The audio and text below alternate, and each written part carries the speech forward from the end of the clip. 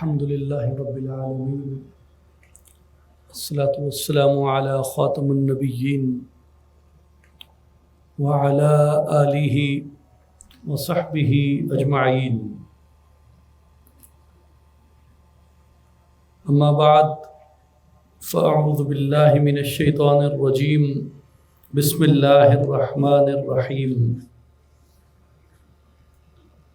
وقالوا حسبنا الله سيؤتينا الله من فضله ورسوله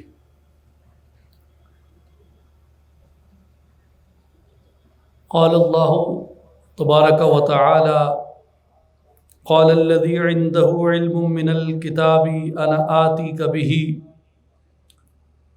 قبل أن يرتد إليك طرفك فلما رآه مستقرا عنده قال هذا من فضل ربي ليبلوني أأشكر أم أكفر ومن شكر فإنما يشكر لنفسه ومن كفر فإن ربي غني كريم قال رسول الله صلى الله عليه وآله وسلم وإنما أنا قاسم والله يعطي رواه البخاري في الصحيح صدق الله العظيم وصدق رسوله النبي الكريم إن الله وملائكته يصلون على النبي يا أيها الذين آمنوا صلوا عليه وسلموا تسليما اللهم صل على سيدنا ومولانا محمد وعلى آل محمد وأصحاب محمد وبارك وسلم۔ تمام احباب بآواز بلند پڑھیے الصلاۃ والسلام علیک یا سیدی یا رسول اللہ وعلى آلک واصحابک یا حبیب اللہ یا محبوب اللہ یا نور اللہ یا محمد الرسول اللہ صلی اللہ علیہ وآلہ وبارک وسلم۔ قابل احترام معزز و محترم بزرگوں، بھائیوں، ساتھیوں، السلام علیکم ورحمۃ اللہ وبرکاتہ۔ ناچیز آپ تمام تشریف لانے والے معزز و محترم مہمانان گرامی کو، بزرگوں کو، بھائیوں کو، ساتھیوں کو، جانشین سلطان الفقر سرپرست اعلیٰ اصلاحی جماعت و عالمی تنظیم العارفین حضور حضرت سلطان محمد علی صاحب اور تمام کارکنان اصلاحی جماعت و عالمی تنظیم العارفین کی جانب سے آج کی اس تقریب میں خوش آمدید کہتا ہے، آپ کا خیر مقدم کرتا ہے، اور دعا گو ہوں کہ اللہ کریم آپ کا یہاں پہ تشریف لانا، خیر کے مقصد سے جمع ہونا اپنی بارگاہ میں قبول فرمائے اور اسے ہم سب کے لیے ذریعہ خیر بنائے، ذریعہ رحمت بنائے اور ذریعہ فضل و کرم بنائے۔ آج سلطان الفقر بانی اصلاحی جماعت حضرت سلطان محمد اصغر علی صاحب قدس سرہ العزیز آپ کے عرس مبارک کی تقریب ہے، اور ہم سب سلطان العارفین حضرت سخی سلطان باہو قدس سرہ العزیز آپ کے مبارک آستانے پہ جمع ہیں، اور اس محفل کی آج کے تقریب کے عنوان کی مناسبت سے ناچیز آپ سے چند چیزیں اولیاء کاملین کے، ان کے علم کے متعلق اور ان سے صادر ہونے والی بعض خوارق اور کرامات کے متعلق کچھ عرض کرے گا، لیکن جس اصول پہ ناچیز عرض کرے گا وہ اہل علم کے لیے، صاحبان مطالعہ کے لیے، جاننے والوں کے لیے نیا نہیں ہے، لیکن عامت الناس میں اس پہلو سے جاننے کی بہت تشنگی بھی ہے، اور اپنے نوجوان بھائیوں سے، اپنی آئندہ نسل سے جب ملاقات ہوتی ہے، ان کے جب سوال سنتے ہیں، ان سے جب مکالمہ کرتے ہیں، تو یہ محسوس ہوتا ہے کہ وہ باتیں جو بہت مرتبہ کی جاتی ہیں انہیں بارے دیگر یاد کروانے کی اور دین کے اصول سے اسے بتانے اور سمجھانے کی ضرورت ہے۔ قرآن مجید دین کی اصل ہے اور بنیاد ہے، اس کے بعد سنت رسول صلی اللہ علیہ وآلہ وسلم عالم اسلام میں تمام مکاتب میں ایک متفقہ اجماعی چیز ہے کہ قرآن اور سنت ہماری بنیاد ہے۔ قرآن سے اور سنت سے علماء نے کئی علوم اخذ کیے، جن میں کئی گنوائے جا سکتے ہیں۔ دو بنیادی ہیں، ایک کا تعلق اعمال سے ہے، دوسرے کا تعلق اعتقاد سے ہے۔ جس کا تعلق اعمال سے ہے اسے علم فقہ کہتے ہیں۔ ہاں بھائی تو فقی کیڑی فقت ہیں، کہ حنفی ہیں، شافی ہیں، حنبلی ہیں، مالکی ہیں، اہل تشیع ہیں، کیڑی فقت ہیں؟ یہ علم فقہ ہمارے اعمال سے اور معاملات سے ڈیل کرتا ہے۔ دوسرا علم جو علماء نے اخذ کیا کتاب سے اور سنت سے، وہ علم ہے اعتقاد کا، جسے علم العقیدہ کہتے ہیں۔ علم عقیدہ کہتے ہیں۔ جو علم فقہ ہے، جس میں معاملات ہیں اور اعمال ہیں، اسے علماء نے علم الفروع کہا کہ یہ فروعات کا علم ہے، اور جو علم العقیدہ ہے اسے علماء نے علم الاصول کہا کہ یہ اصل علم ہے۔ اگر بندہ اعتقادی طور پہ پختہ نہ ہو اور اعتقاد میں غلطی کرتا ہو تو وہ اپنے اعمال میں اور معاملات میں جتنا بھی کامل ہو جائے، ایمان میں کامل نہیں ہو سکتا علماء کے اور ائمہ کے نزدیک۔ اس لیے کہ اصل علم علم الاصول ہے، جو علم اعتقاد ہے، علم العقیدہ ہے۔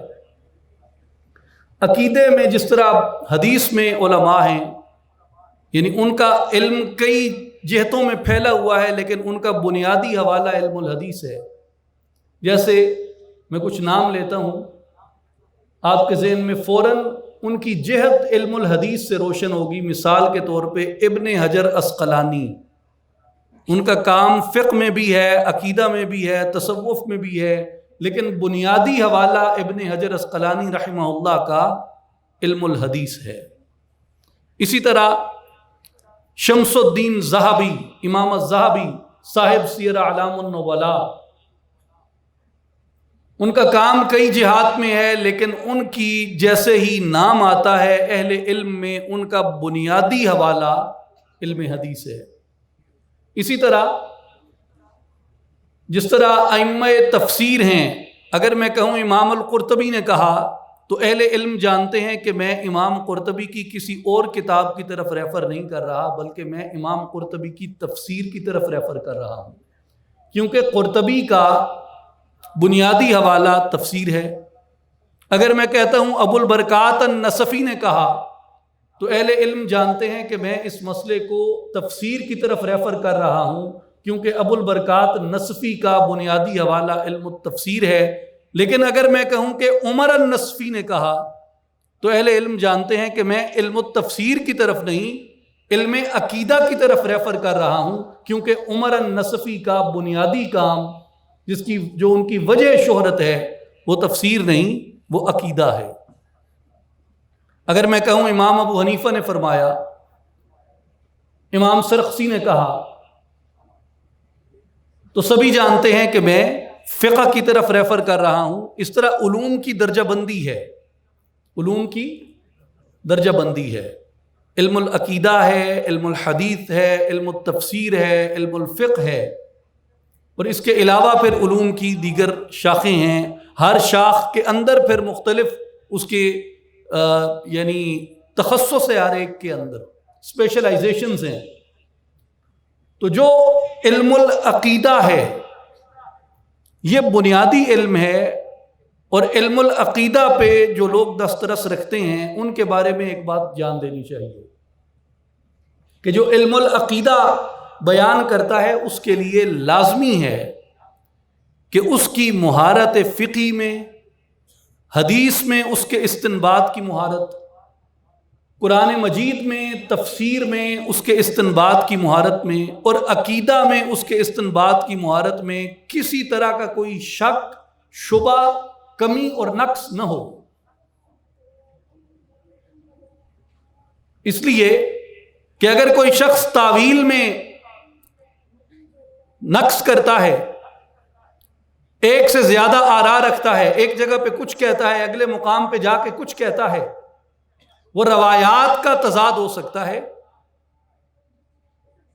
حدیث کی تفسیر میں لوگ اس طریقے سے کرتے ہیں جیسے امام سیوطی رحمۃ اللہ تعالی علیہ کرتے ہیں.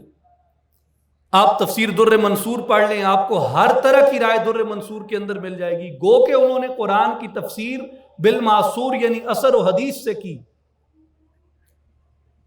تو محدثین کئی آراء رکھ سکتے ہیں، مفسرین بھی کئی آراء رکھ سکتے ہیں، لیکن جو اصحاب عقیدہ ہیں، اصحاب عقیدہ کے لیے یہ بات ضروری ہے کہ ان کے علم میں کسی طرح کا نقص نہ ہو اور ان کی رائے میں کسی مقام پہ تضاد نہ ہو. اور منطق پہ، کلام کے، لاجک کے تمام اصولوں پہ ان کی باتیں مکمل طور پہ پرکھی ہوئی اور مکمل طور پہ جانچی ہوئی ہوتی ہیں. تو اصل علم جو ہے وہ علم العقیدہ ہے. اس لیے جو علم عقیدہ کے ائمہ ہوتے ہیں انہیں تمام علماء حدیث میں بھی، تفسیر میں بھی، فقہ میں بھی، علم کی ہر ایک شاخ میں ان کو ثقہ مانتے ہیں اور ان کو سند مانتے ہیں. اس لیے عقیدہ کے ائمہ میں یعنی بہت گنے چنے ائمہ ہیں جنہیں عقیدہ کے اندر مکمل طور پہ جن کی پیروی یا جن کی اطاعت کی جاتی ہے. مثال کے طور پہ ان میں جیسے آپ اگر فقہ شافعی کی بات کریں تو ان میں حضرت امام ابو الحسن اشعری ہوئے عقیدہ میں، امام ابو بکر باقلانی ہوئے، حضرت امام غزالی ہوئے.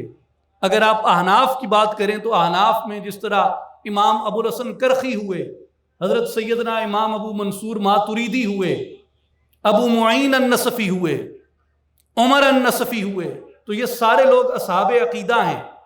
تو یہ جو مسئلہ ولایت کا تصوف میں خاص طور پہ کرامت کے بارے میں کہا جاتا ہے، جس کو آج کل بڑا ایکسپلائٹ کیا جاتا ہے سوشل میڈیا پہ، اور سوشل میڈیا پہ اس ایکسپلائٹیشن کی وجہ یاد رکھ لیں. یہ میں ایک بنیادی آپ کو اصولی بات بتا رہا ہوں. عامت الناس میں اس کے بارے میں جو غلط فہمی ہے، اور سوشل میڈیا وغیرہ یا اس طرح کی دیگر، میں اسے ریفر بھی نہیں کرنا چاہتا، مگر کیا کریں کہ وہ بنتی نہیں ہے، بادہ و ساغر کہے بغیر کہیں نہ کہیں ریفر کرنا ہی پڑ جاتا ہے.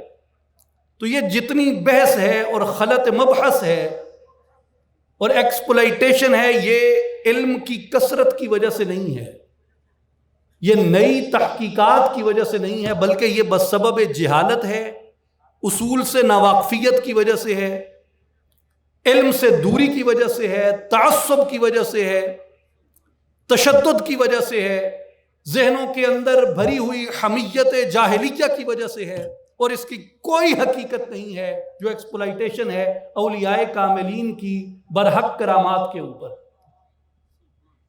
خطبے میں ناچیز نے بنیادی ایک آیت پڑھی اس پہ، وَقَالُوا حَسْبُنَا اللَّهُ سَيُؤْتِينَ اللَّهُ مِنْ فَضْلِهِ وَرَسُولِهِ، اور وہ کہتے کہ ہمیں اللہ ہی کافی ہے اور ان قریب ہمیں اللہ اپنے فضل سے اور اس کا رسول ہمیں عطا فرمائے گا. بنیادی بات یہ ہے کہ یہ اللہ کا فضل ہے اور اس کے رسول صلی اللہ علیہ وآلہ وسلم کی عطا ہے. اللہ جسے چاہے اپنے فضل سے سرشار کر دے، اس کے فضل سے انکار نہیں کیا جا سکتا. دوسری اس میں بات یہ ہے کہ یہ جو علم ہے یہ رسول اللہ صلی اللہ علیہ وآلہ وسلم کے صدقے، حضور کی وساطت سے، حضور کے وسیلے سے عطا ہوتا ہے۔ جیسے صحیح بخاری کی ناچیز نے حدیث پاک سے ایک حصہ تلاوت کیا جس میں رسول اللہ صلی اللہ علیہ وآلہ وسلم نے فرمایا وَإِنَّمَا أَنَا قَاسِمٌ وَاللَّهُ يُعْطِي، اللہ عطا کرتا ہے میں تقسیم کرتا ہوں۔ تو جو اولیاء اللہ کا فیض ہے، اولیاء اللہ کے تصرفات ہیں، ان کے کمالات ہیں، یہ عطائے الہی ہیں، حضور کی تقسیم سے ملے۔ دوسری آیت جو ناچیز نے خطبہ میں پڑھی وہ ایک واقعہ ہے سیدنا سلیمان علیہ السلام کا، آپ سب نے سن رکھا ہے۔ اس میں ایک دو چیزیں نکتے کے طور پہ عرض کرنی ہیں، آپ اگر اسے توجہ سے سنیں گے آپ کو کئی مسئلوں میں وہ بات نفع دے گی، خاص کر آج کل جو متعصبین ایکسپلائٹیشن کر رہے ہیں اس کا جواب کوئی اور نہیں ہو سکتا سوائے اس آیت مبارکہ کے۔ استدلال وہ ہے جو کتاب سے ہو، اور اس کے بعد کچھ حجت کے طور پہ میں ائمہ عقیدہ سے اور ائمہ اصول سے چند چیزیں عرض کروں گا۔ ملکہ بلقیس کو چٹھی لکھی سلیمان علیہ السلام نے، سارا واقعہ آپ جانتے ہیں۔ ہدہد گیا، ملکہ نے دربار لگایا، چٹھی پیش کی، لوگوں نے کہا ہم لڑیں گے، ملکہ نے کہا کہ لڑائی نبی سے نہیں ہو سکتی۔ پھر آزمائش کی، آزمائش پہ انہوں نے دیکھا کہ وہ واقعتاً نبی ہیں، محض بادشاہ نہیں۔ پھر ملکہ وہاں سے اپنے ملک سبا سے سلیمان علیہ السلام سے ملاقات کرنے کے لیے چل پڑی۔ جب چل پڑی سلیمان علیہ السلام کو جنات نے اور ہدہد نے خبر دی کہ ملکہ بلقیس ملکہ سبا وہاں سے روانہ ہو گئی ہے۔ سلیمان علیہ السلام نے فرمایا کون ہے تم میں جو ملکہ کا تخت اس کے یہاں پہنچنے سے پہلے اٹھا کے لے آئے۔ اب آگے کئی تفصیلات ہیں کہ تخت کہاں پڑا تھا، کتنا بڑا تھا، کتنا چوڑا تھا، اس سب تفصیل سے قطع نظر ایک جن اٹھا اور اس نے کہا کہ یہ جو سینکڑوں میلوں کی مسافت ہے یہ میں آپ کی مجلس برخاست ہونے سے پہلے پوری کر لوں گا، جاتے ہوئے بھی اور تخت اٹھا کے لاتے ہوئے بھی۔ آپ کی مجلس برخاست نہیں ہوگی، اس سے پہلے وہ تخت یہاں آ جائے گا۔ سلیمان علیہ السلام نے فرمایا نہیں، تخت مجھے اس سے پہلے چاہیے۔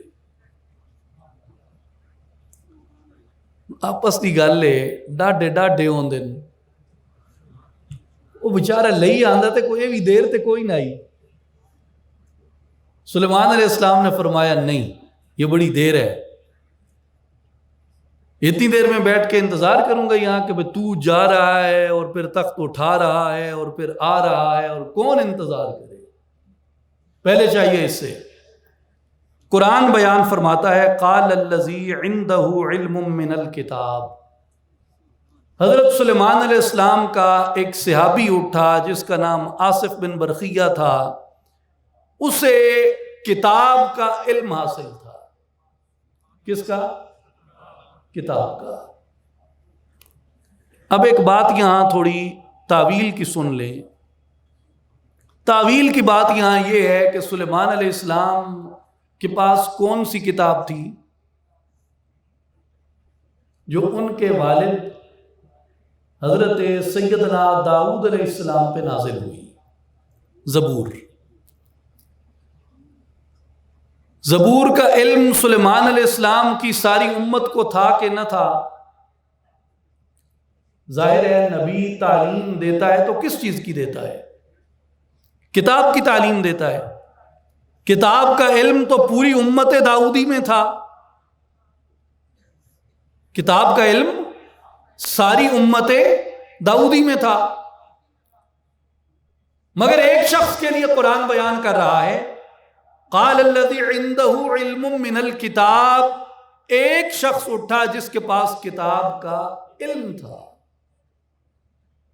اس پہ علماء تعویل نے یہ کہا کہ یہاں کتاب کے علم سے مراد یہ ہے کہ وہ کتاب کے ظاہر پر بھی دسترس رکھتا تھا اور کتاب کے باطن سے بھی جو علوم اور انوار پھوٹتے تھے، اللہ تعالیٰ نے ان علوم اور انوار سے بھی اس کے سینوں کو مزین فرما دیا تھا۔ اس نے کیا کہا؟ اس نے کہا انا آتیک بہ قبل ان یرتد الیک طرفک، سلیمان علیہ السلام میں وہ تخت لے کے آتا ہوں آپ کی پلک جھپکنے سے پہلے۔ فرمایا لاؤ۔ سلیمان علیہ السلام نے، اب اندازہ لگائیں آپ، ایک تجربے کے طور پہ اپنی آنکھیں ساکن کریں، جھپکنی نہیں ہے، کھلی رکھیں، جھپکنی نہیں ہے آپ نے، اب جھپکیں، کتنی دیر لگی ہے؟ وہ دیر لگی ہے؟ اب اتنی مسافت،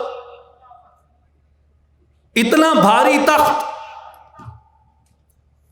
پلک جھپکی اور تخت سلیمان علیہ السلام کے دربار میں پہنچا دیا۔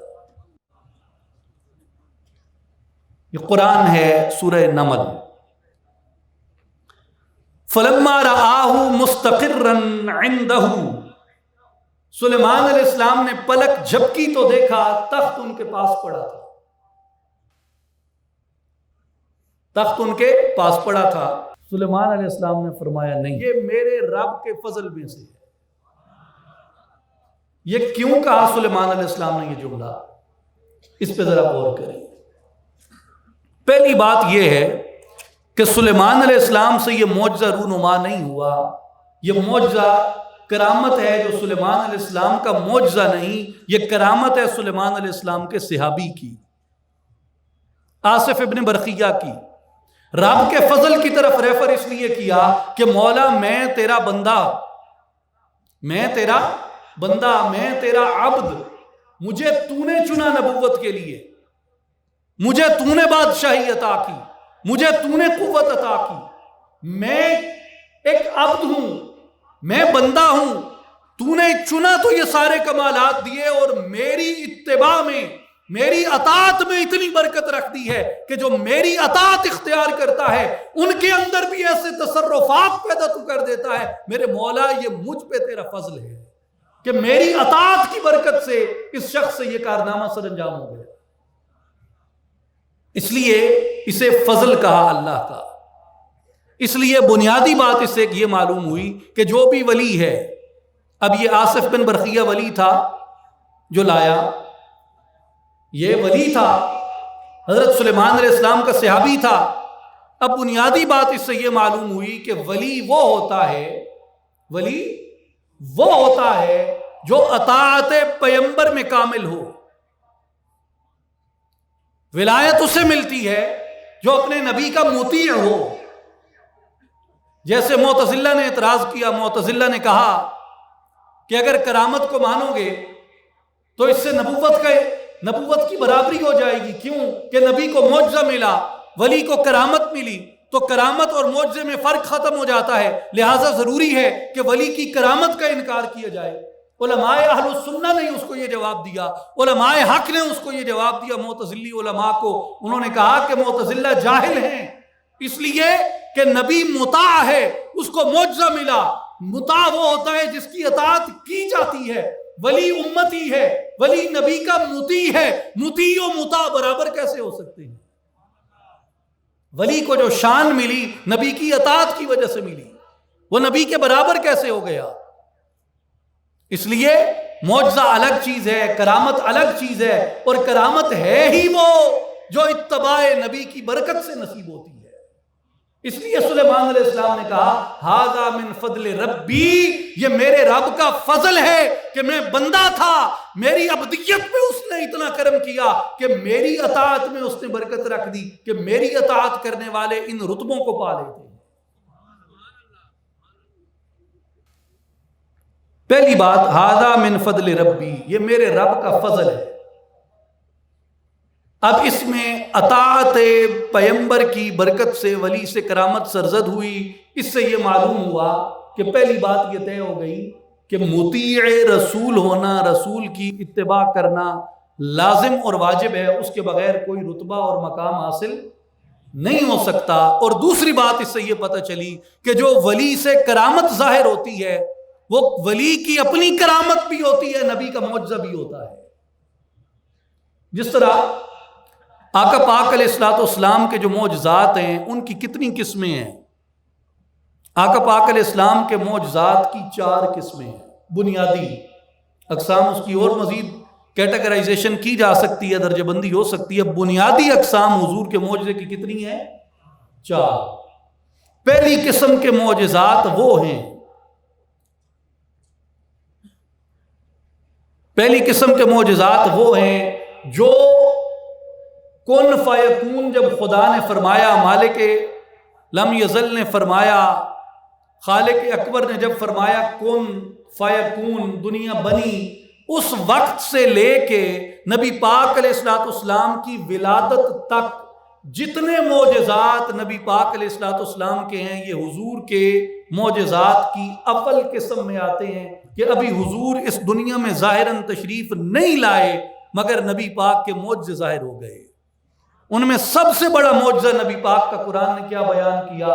جب اللہ نے انبیاء سے عہد لیا اور میثاق لیا اور انبیاء نے حضور علیہ الصلوۃ والسلام کی بشارتیں دی، یہ نبی پاک کا معجزہ تھا۔ یہ وہ معجزات ہیں جو کن فیکون سے لے کے حضور کی ولادت تک جتنے معجزات ہیں، یہ معجزات کی پہلی قسم ہے۔ معجزات کی دوسری قسم وہ ہے جو نبی پاک علیہ السلام جب پیدا ہوئے تو حضور کے معجزے ظاہر ہوئے۔ حضور کی پیدائش سے لے کے حضور 40 سال کی عمر کو پہنچے، غار حرا میں جبریل امین نبوت لے کے آئے، نبی پاک علیہ السلام نے مکہ میں آ کے نبوت کا اعلان کیا۔ دوسری قسم کے معجزات وہ ہیں جو حضور کی ولادت سے لے کے اعلان نبوت تک ہیں۔ تیسری قسم کے معجزات وہ ہیں، نبی پاک علیہ الصلوۃ والسلام نے نبوت کا اعلان کیا، 13 برس مکے میں گزارے، 10 برس مدینہ میں گزارے، جن میں سب سے بڑا معجزہ قرآن ہے۔ قرآن کے بعد سب سے بڑا معجزہ حضور کی شب اسراء ہے، حضور کا سفر معراج ہے، اور اس کے علاوہ کثیر معجزات مصطفیٰ صلی اللہ علیہ وآلہ وسلم ہیں۔ یہ سارے معجزات جو حضور کے اعلان نبوت سے لے کے حضور کے وصال تک ظاہر ہوئے، یہ حضور کے تیسری قسم کے معجزات ہیں۔ اور چوتھی قسم کے معجزات نبی پاک کے وہ ہیں، ائمہ کرام فرماتے ہیں کہ نبی پاک کے وصال سے لے کے قیامت تک اس امت پہ جتنا فضل ہوا، جتنا انعام ہوا اور جتنی طرح کے معجزات ظاہر ہوں گے، یہ سارے حضور علیہ الصلوۃ والسلام کی چوتھی طرح کے معجزات ہیں۔ اور ان میں اولیاء کاملین کی کرامات بھی ہیں، یعنی اللہ حضور کی امت میں کثرت سے ایسے اولیاء پیدا کرے گا جن کو اللہ تعالیٰ کرامتیں عطا کرے گا، جن کو اللہ تبارک و تعالیٰ تصرفات عطا کرے گا، جن کو اللہ تبارک و تعالیٰ کمالات عطا کرے گا، جن کو اللہ تبارک و تعالیٰ فیض روحانیہ، فیض ملکوتیہ عطا کرے گا۔ وہ ساری کرامتیں فی الحقیقت معجزہ ہوگی محمد مصطفیٰ کا کہ حضور کی اطاعت کی برکت سے وہ معجزے ظاہر ہوئے۔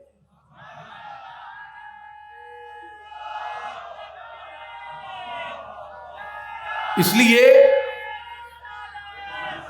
لیے جو کرامات اولیاء ہیں،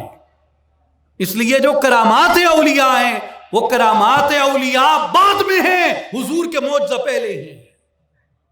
وہ کرامت بعد میں بنتے ہیں، حضور کا معجزہ پہلے بنتے ہیں۔ کیوں؟ کہ وہ ولی کو نصیب ہی حضور کی اطاعت کی وجہ سے ہوتے ہیں۔ اس لیے فرمایا ھذا من فضل ربی، یہ میرے رب کا فضل ہے کہ اس نے میری اطاعت و اتباع میں یہ برکت رکھ دی۔ اگلی بات سنیں، سورہ نمل، لیبلونی، اس میں میری آزمائش ہے۔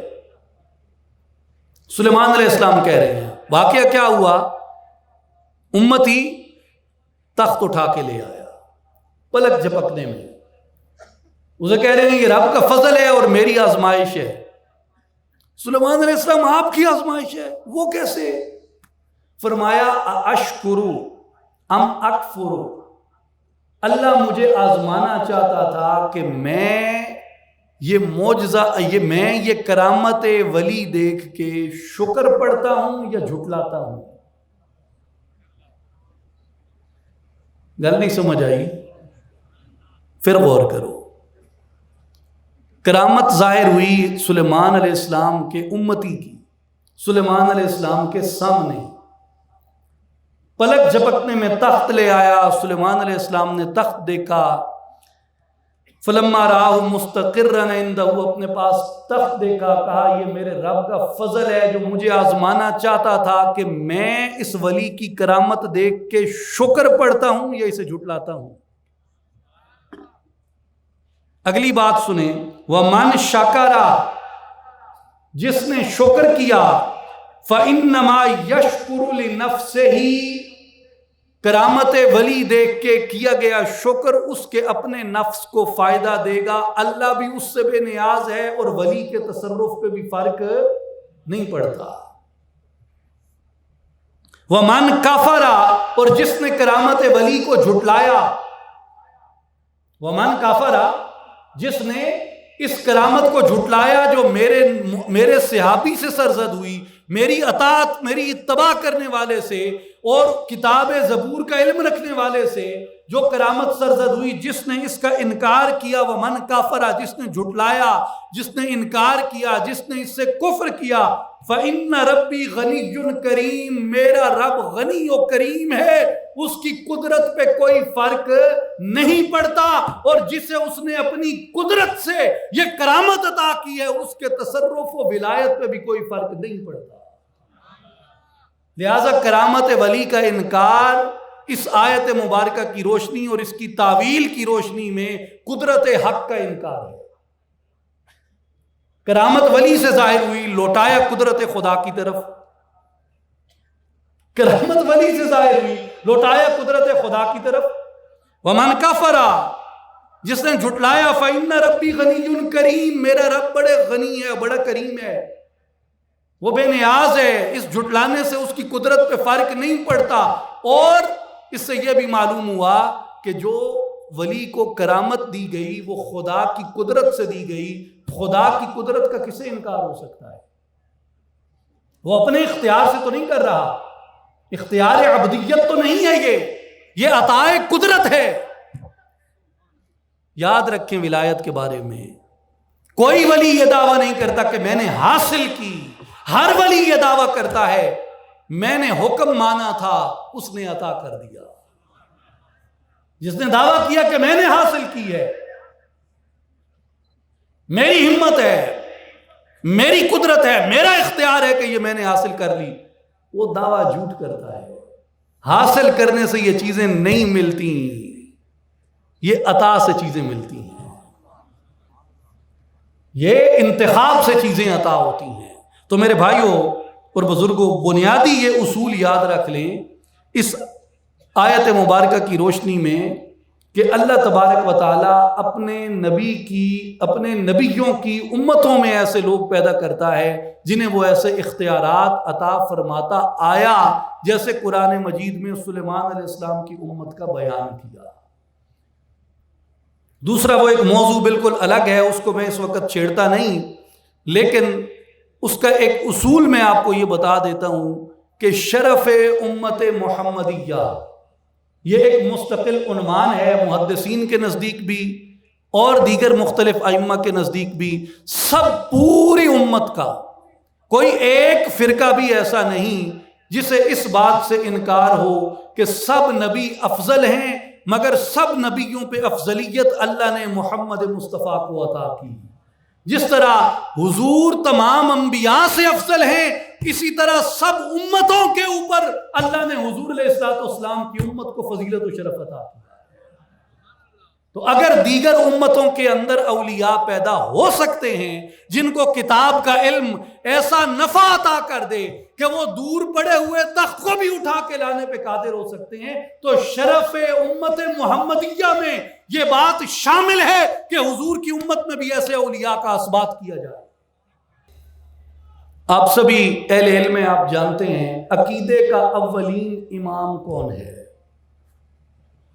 جس نے علم العقیدہ کو باضابطہ سب سے پہلے اصول کے ساتھ متعارف کروایا. متعدد ائمہ کرام آئے ہیں، کوئی شک نہیں، عقیدے کی وضاحت بھی سب نے کی، دیگر معاملات بھی سب نے کیے، لیکن جس نے سب سے پہلے ٹیکسٹ لکھا عقیدہ کا، پہلا ٹیکسٹ عقیدہ پہ جس نے لکھا، جامع مبسوط وہ سیدنا امام احمد ابن حنبل رضی اللہ تعالیٰ عنہ ہیں۔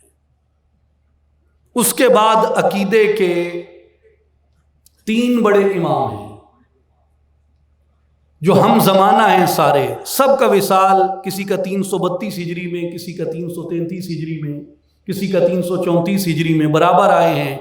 3 امام ہیں، 2 حنفی ہیں، ایک کا نام امام ابو جعفر الطحاوی ہے، دوسرے کا نام امام ابو منصور ماتریدی ہے۔ دوسرے امام جو شافعی ہیں، جنہیں فقہ شافعی نے، فقہ مالکی نے متفقہ طور پہ اپنا امام عقیدہ قبول کیا، وہ سیدنا امام ابو الحسن اشعری رحمۃ اللہ علیہ ہیں جو بغداد میں تھے۔ امام طحاوی مصر میں تھے، امام اشعری بغداد میں تھے، اور ابو منصور ماتریدی سمرقند میں تھے۔ ہم جتنے ہیں ہمیں معلوم نہیں ہے، ظاہر ہے یہ عوام کی باتیں نہیں ہوتی، علماء بھی انہیں بیان نہیں کرتے، اتنا مشکل باتیں ہوتی ہیں، لیکن دنیا میں جہاں بھی آپ کو حنفی ملے گا، جو بھی حنفی ملے گا، وہ فقہ میں حنفی ہے، عقیدے میں ماتریدی ہے، کہ وہ عقیدے میں اتباع کرتا ہے، عقیدے میں وہ عقیدے میں تقلید نہیں ہوتی، لیکن عقیدے میں پیروی کی جاتی ہے۔ تقلید صرف فقہ میں ہے، لیکن عقیدے میں وہ پیروی کرتا ہے امام ابو حنیفہ کی۔ جتنے بھی حنفی ہیں دنیا میں، وہ بنیادی طور پہ عقیدے میں پیرو ہیں ابو منصور ماتریدی کے، اور دنیا میں جتنے شافعی ہیں اور جتنے مالکی ہیں، وہ دونوں عقیدے میں پیرو ہیں امام ابو الحسن اشعری کے۔ یا آپ سارا نارتھ افریقہ پھر لیں، مالکی ہیں زیادہ تر، یہ سارے عقیدے میں اشعری ہیں۔ ابھی میں چند دن پہلے انڈونیشیا میں تھا، فقہ شافعی ہے، عقیدہ اشعری ہے۔ دنیا میں جتنے مالکی ممالک ہیں، مالکی ممالک سارے فقہ میں مالکی ہیں، عقیدے میں اشعری ہیں، لیکن جو حنبلی ہیں، حنبلی عقیدہ میں بھی حنبلی ہیں اور فقہ میں بھی حنبلی ہیں۔ اس کی وجہ یہ ہے کہ امام احمد ابن حنبل جو ان تینوں اماموں طحاوی، اشعری، ماتریدی سے پہلے ہوئے، عقیدہ کا سب سے پہلا باضابطہ ٹیکسٹ امام احمد ابن حنبل رضی اللہ تعالیٰ عنہ نے لکھا۔ عقیدے میں اصول کے اعتبار سے اگر آپ اس کے ایک کرونولوجیکل آرڈر بنائیں تو اس میں پہلے امام احمد ابن حنبل رضی اللہ تعالیٰ عنہ۔ اب کرامات اولیاء پہ یہ ممکن ہے یا نہیں؟ اولیاء کی کرامت ہو سکتی ہے یا نہیں؟ اس کا شرعی جواز کیا ہے؟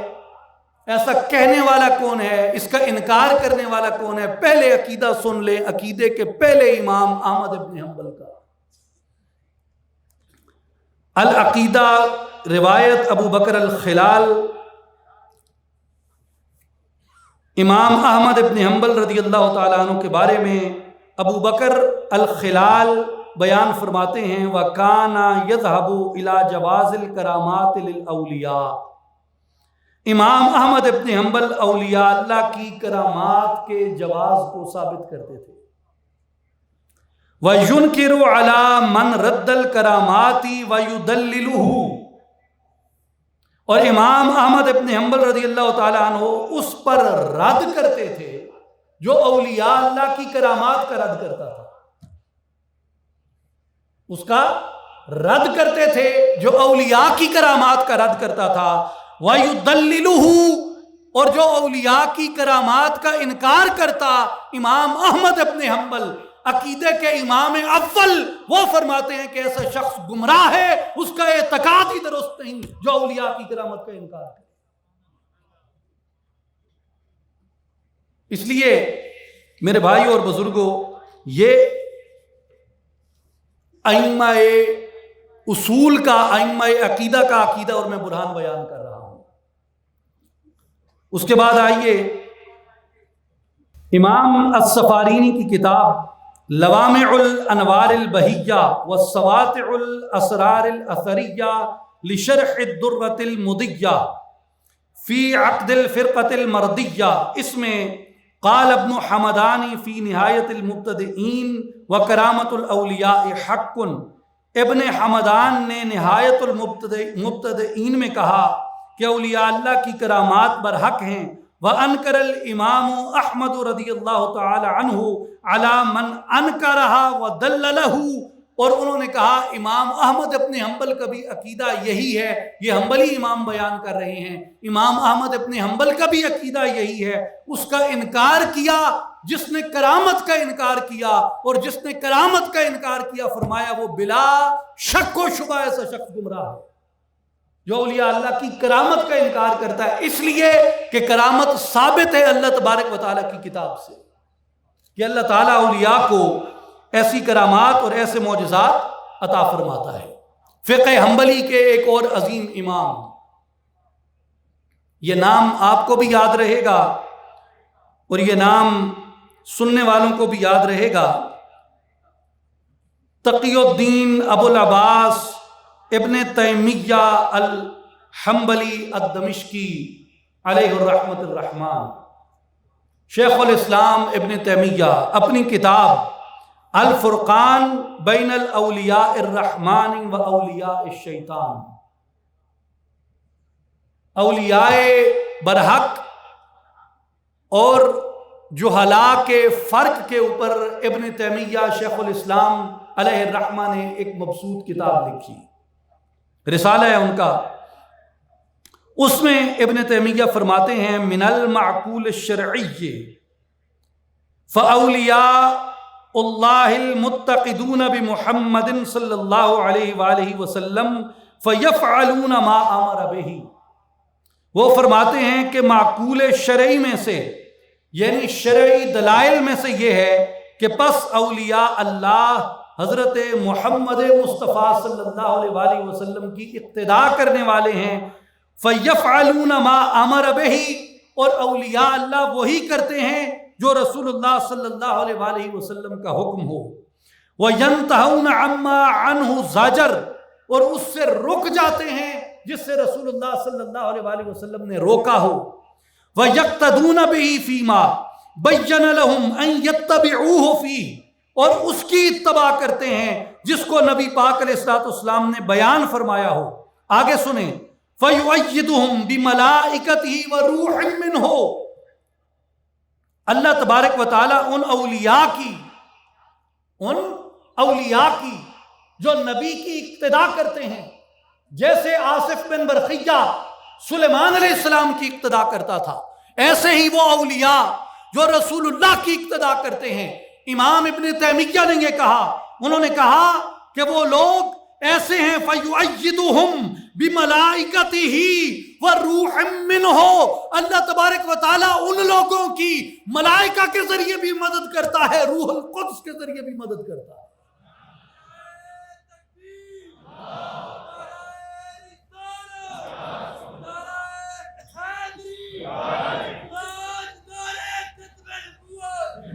وَيَقْذِفُ اللَّهُ فِي قُلُوبِهِم مِّنْ أَنْوَارِهِ، اور یہ وہ اولیاء ہیں ان کے دلوں کے اندر اللہ اپنے انوار کو نازل فرماتا ہے۔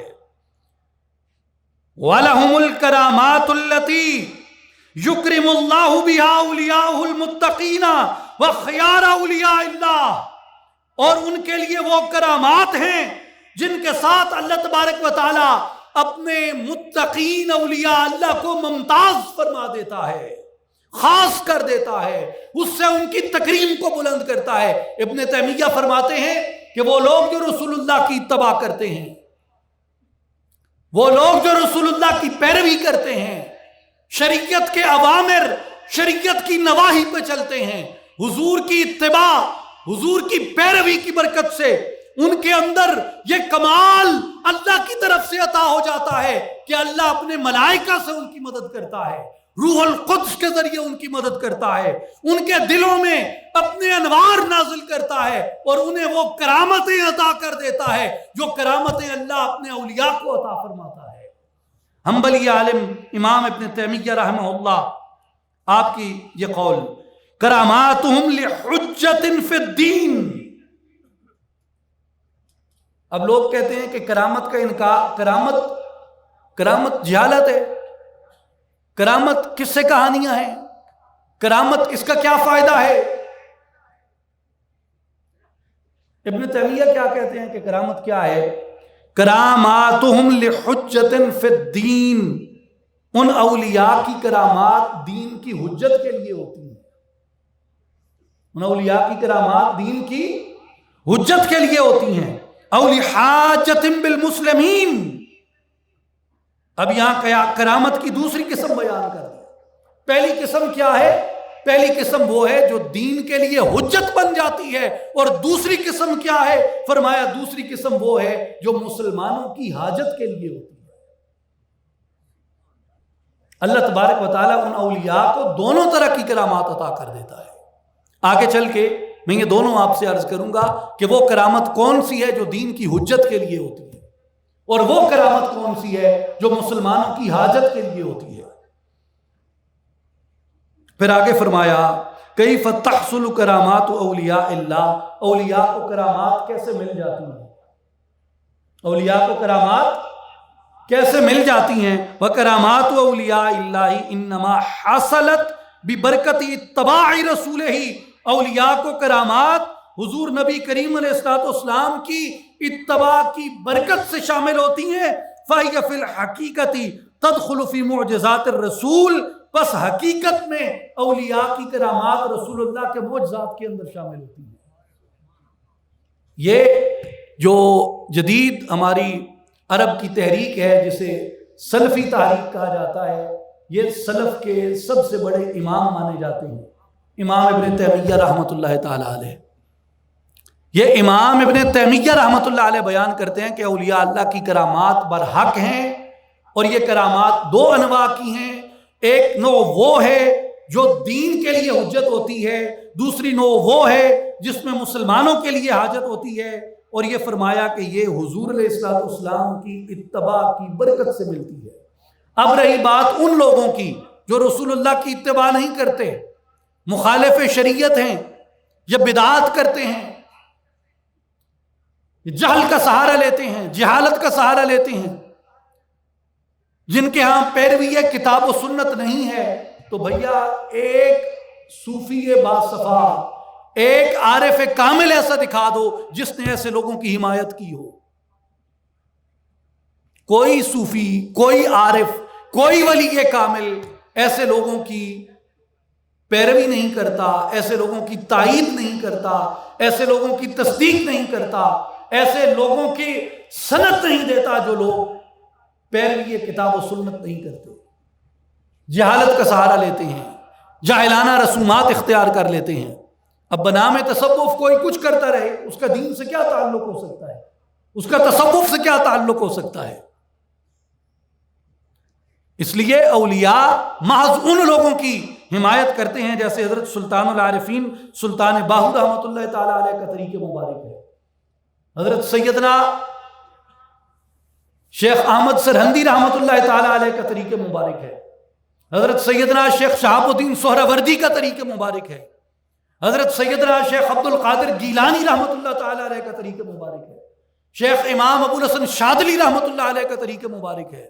یہ وہ لوگ ہیں کہ یہ سارے علماء اور ائمہ جن کا میں ذکر کر رہا ہوں، یہ سارے ائمہ علماء کسی نہ کسی سلسلے کی پیروی کرتے تھے. آگے سنیں فقہ حنبلی کے اور موجودہ سلفی تحریک کے جو اکابر ائمہ میں شمار کیے جاتے ہیں، حضرت امام ابن قیم علیہ الرحمہ زاد المعاد کے اندر آپ فرماتے ہیں فضل فی فقہ ہذہ القصہ، فصل فی فقہ ہذہ القصہ، فصل اس قصے کی فقاہت کے بارے میں. ومنہا وقوع کرامات الاولیاء، اور اس میں سے ایک اولیاء اللہ کی کرامت کا واقع ہونا ہے. وَأَنَّهَا إِنَّمَا تَكُونُ لِحَاجَةٍ فِي الدِّينِ، اور بے شک وہ کرامات حاجت دین کے لیے ہوتی ہیں، او لِمَنْفَعَةٍ لِلْإِسْلَامِ وَالْمُسْلِمِينَ، یا اسلام کی منفعت کے لیے ہوتی ہیں یا مسلمانوں کے نفع کے لیے ہوتی ہیں.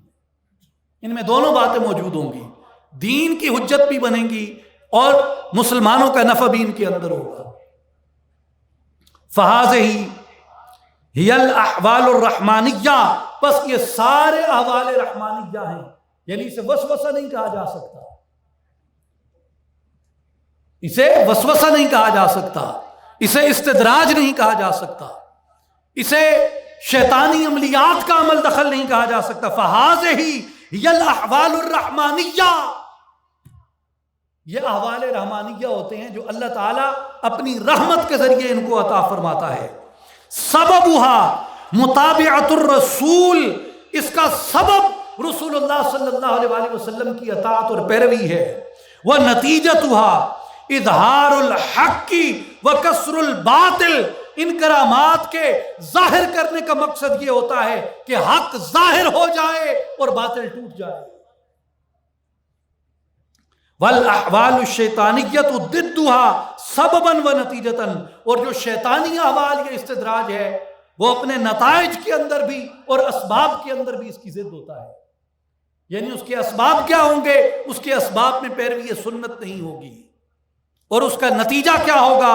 اس کے نتیجے میں حق کمزور ہوگا، باطل ٹوٹنے کی بجائے باطل مضبوط ہوگا. اس لیے استدراج کی حمایت نہیں کرتے، یہ اولیاء بر حق کی کرامات بر حق کا اسباب کرتے ہیں. امام طحاوی، ابو جعفر الطحاوی رحمۃ اللہ تعالی علیہ، جو عقیدے کے بہت بڑے امام ہیں، امام طحاوی فرماتے ہیں العقیدۃ الطحاویہ میں وَنُؤْمِنُ بِمَا جَاءَ مِن کراماتہم، اور ہم ایمان رکھتے ہیں، وَنُؤْمِنُ، ہم ایمان رکھتے ہیں بِمَا جَاءَ مِن کراماتہم، جو اولیاء اللہ کی کرامات کے بارے میں جو وارد ہوا، وَصَحَّ عَنِ اسْتِقَامِهِمْ رَوَایَاتِهِمْ، اور ذکر آمیوں کے ذریعے جن کی صحت ثابت ہے. یعنی آج اگر کوئی اولیاء اللہ کی روایت بیان کرتا ہے تو اسے سب سے پہلی بات یہ پوچھیں کہ اس کی سند کیا ہے. جتنی اولیاء اللہ کی کرامات ہیں، جتنے لوگوں نے بیان کی ہیں، آپ سیدنا شیخ عبد القادر جیلانی رحمۃ اللہ تعالی علیہ کی کرامات کے بارے میں مختلف کتب پڑھیں جو بڑے بڑے ائمہ نے لکھی ہیں، وہ بالاسناد لکھتے ہیں کہ فلاں فلاں فلاں فلاں محدث نے، فلاں محدث سے فلاں محدث نے، فلاں محدث سے فلاں محدث نے، فلاں محدث سے روایت کیا کہ میں نے دیکھا شیخ عبد القادر جیلانی سے فلاں عمل سرزد ہوا. تو کرامت اپنی صحت روایت کے اوپر مبنی ہوتی ہے. شیخ ابن تیمیہ رحمۃ اللہ علیہ کا قول ہے، انہوں نے فرمایا کئی علماء، کئی مشائخ کی کرامات کا رد کیا، کئی مشائخ کے احوال کا رد کیا،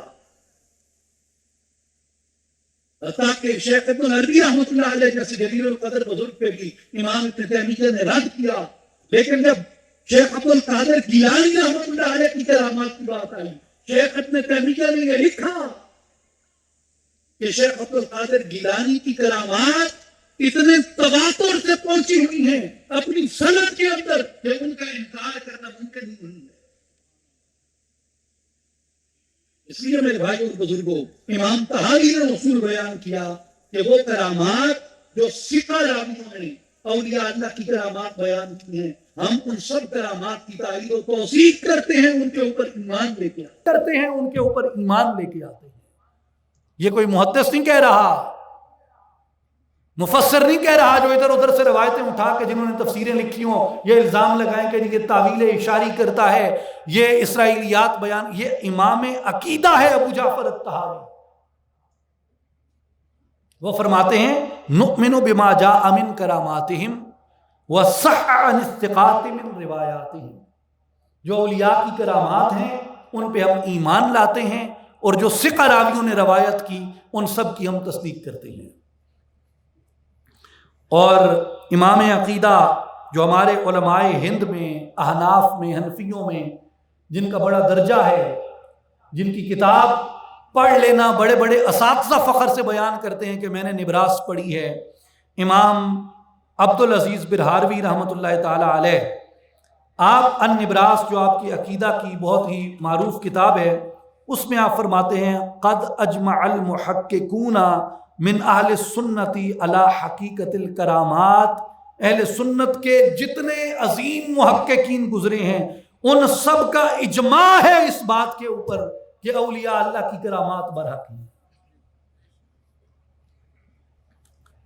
کتاب المواقف میں قاضی ابو الفضل عبد الدین عبد الرحمن الایجی رحمۃ اللہ تعالی علیہ بیان فرماتے ہیں انما ہی کرامات وظہورها علی الاولیاء جائز، یہ کرامات ہیں اور ان کا اولیاء اللہ کے اوپر ظاہر ہونا اولیاء علماء نے اس کے جواز میں کلام کیا، اور یہ جائز ہے اگر کوئی شخص اولیاء اللہ کی کرامات بیان کرتا ہے یا اس کو ظاہر کرتا ہے، اس میں کوئی ناجائز ہونے والی یا تمسخر اڑانے والی بات نہیں ہے، یہ تمہاری عقل کا نقص ہے کہ اگر تم اسے سمجھ نہیں سکتے۔ کتاب الاصول الدین، جمال الدین ابن سعید الغزنوی الحنفی رحمۃ اللہ تعالی علیہ، المتوفی 593 ہجری، جو متوسطین کے عظیم ائمہ میں اصول میں شمار کیے جاتے ہیں، آپ فرماتے ہیں ظہور کرامات الاولیاء علی طریق نقد العادت وخرقها جائز لأنه في قدرت اللہ تعالی ممکن وليس في وجہ من وجوہ الاستحالہ۔ فرماتے ہیں کہ اولیاء کی کرامات کا ماننا اور ان کا ظاہر ہونا بالکل جائز ہے، اور کوئی وجہ نہیں ہے کہ ان کے محال ہونے پہ بات کی جائے۔ کیوں کہ لِأَنَّهُ فِي قدرت اللہ تعالی ممکن، کیونکہ اللہ کی قدرت میں ایسا ہونا ممکن ہے، اللہ کی قدرت میں ایسا ہونا ممکن ہے۔ جب خدا کی قدرت میں ایسا ہونا ممکن ہے، انکار کا جواز کہاں سے لاتے ہیں؟ ان اللہ تعالی اکرم ولیا بکل آیت یخصہ بذالک ثبت بالکتاب والسنہ، بے شک اللہ تعالیٰ نے اپنے ولی کو ہر نشانی کے ساتھ مکرم کیا جو اس ذات کے ساتھ خاص ہے، اور یہ بات کتاب و سنت سے ثابت ہے کہ اللہ تبارک و تعالیٰ نے اولیاء کی جو کرامات اپنی کتاب میں بیان فرمائیں، وہ میں آگے چل کے اس پہ مزید آپ سے چند واقعات قرآن مجید میں جو اولیاء کی کرامات بیان ہوئی، نبیوں کے معجزے الگ ہیں جو قرآن میں بیان ہوئے، اولیاء کی کرامات الگ بیان ہوئی قرآن میں۔ تو یہ تمام ائمہ اصول بیان کرتے ہیں، ائمہ عقیدہ بیان کرتے ہیں کہ کوئی وجہ نہیں ہے اولیاء اللہ کی کرامت کا انکار کیا جائے۔ کتاب الاعتقاد، امام ابو بکر البیہقی رحمۃ اللہ تعالی علیہ، آپ فرماتے ہیں وقد ظہر علی اصحابہ فی زمانہ و بعد وفاتہ، حضور نبی کریم علیہ الصلوۃ والسلام کے صحابہ سے کرامات کا ظہور ہوا، نبی پاک کے صحابہ سے کرامات کا ظہور ہوا۔ یہ سارے پڑھتے ہیں، بخاری بھی پڑھتے ہیں، مسلم بھی پڑھتے ہیں، ترمذی بھی پڑھتے ہیں، موطا امام مالک بھی پڑھتے ہیں، ابو داؤد پڑھتے ہیں، ابن ماجہ پڑھتے ہیں، یہ ساری کتابیں صحابہ کی کرامات سے بھری ہوئی ہیں۔ لیکن تعصب ہے، فرقہ واریت ہے، ماننا نہیں اس کو۔ یعنی جب کتاب اللہ میں آ گئی، اللہ کی کتاب میں آ گئی، قرآن میں آ گئی، مگر پھر بھی انکار ہے، یہ نہیں ہو سکتا۔ احادیث صحیحہ میں آئیں، بخاری میں، مسلم میں، ترمذی میں، موطا میں، بھائی اور کیا مانتے ہو؟ کتاب الاعتقاد میں ابو بکر بیہقی کہتے ہیں حضور کے صحابہ سے ظاہر ہوئی، حضور کے زمانے میں بھی ظاہر ہوئی صحابہ سے، حضور کے وصال کے بعد بھی حضور کے صحابہ سے کرامات ظاہر ہوئی۔ ثم علی الصالحین من امتہ، حضور کی امت کے صالحین سے کرامات کا ظہور ہوا، ما یوجب اعتقاد جواز ہی، اس لیے ان کے ممکن ہونے کے اعتقاد کو واجب کرتی ہیں کہ ہر مومن پر یہ واجب ہے کہ اولیاء اللہ کی کرامات کے اس بات کو اپنے اوپر واجب سمجھے۔ جو اس کا انکار کرتا ہے وہ شرف امت محمدیہ کا انکار کرتا ہے، جو اس کا انکار کرتا ہے وہ خدا کی قدرت کا، خدا کے انتخاب اور عطا کا انکار کرتا ہے، جو کرامت ولی کا انکار کرتا ہے وہ خدا کے فضل و کرم کا انکار کرتا ہے، اس لیے کہ یہ خدا کے فضل و کرم سے ہے، اس میں انکار کرنے والی کون سی بات ہے۔ اب آئیے جس مقام پہ ہم بیٹھے ہیں، یہاں اس خطے کے اندر جنہوں نے تربیت عقیدہ کی اعتقاد سنوارا، خدا کے بارے میں، اس کی ذات کے بارے میں، اس کی صفات کے بارے میں، اس کی قدرت کے بارے میں، اس کے کلام کے بارے میں، اس کی سمیع و بصیر ہونے کے بارے میں، اس کے استواء علی العرش کے بارے میں، اس کے تجلی فرمانے کے بارے میں، اس کے علم کے بارے میں، اس کے عدل کے بارے میں، جن کتب نے ہماری تربیت کی، ہم ان کتب کا نام جانتے ہوں یا نہ جانتے ہوں، مگر ہمارے علماء کے ذریعے جو ہمارا اعتقاد ڈیولپ ہوا رسول اللہ کی نبوت کے بارے میں، وحی کے بارے میں، کتاب کے بارے میں، حضور کی سنت کے بارے میں، حضور کی شریعت کے بارے میں، حضور کے صحابہ کے بارے میں، خلافت کے بارے میں، عمومت کے بارے میں، ولایت کے بارے میں، حدیث کے بارے میں، اصول کے بارے میں، عبادات کے بارے میں، معاملات کے بارے میں، اعتقادیات کے بارے میں، سب سے عظیم کتاب جس نے پاک و ہند کے پورے خطے میں صدیوں سے مسلمانوں کی تربیت کی ہے، وہ مشہور ترین کتاب ایک چھوٹا سا رسالہ ہے حضرت امام عمر النصفی رحمۃ اللہ علیہ کا، جس کا نام ہے عقیدہ النصفیہ، عقیدہ النصفیہ، جس کی شرح لکھی امام سعد الدین تفتزانی رحمۃ اللہ علیہ نے۔ آپ کسی بھی عالم کے سامنے اس کا نام اٹھا لیں، تمام علماء اہل سنہ پاک و ہند کے متوسطین سے لے کے متاخرین تک اور آج کے اس زمانے تک جب علم اٹھ چکا، یہ کتاب بنیادی کتاب ہے عقائد کے بارے میں۔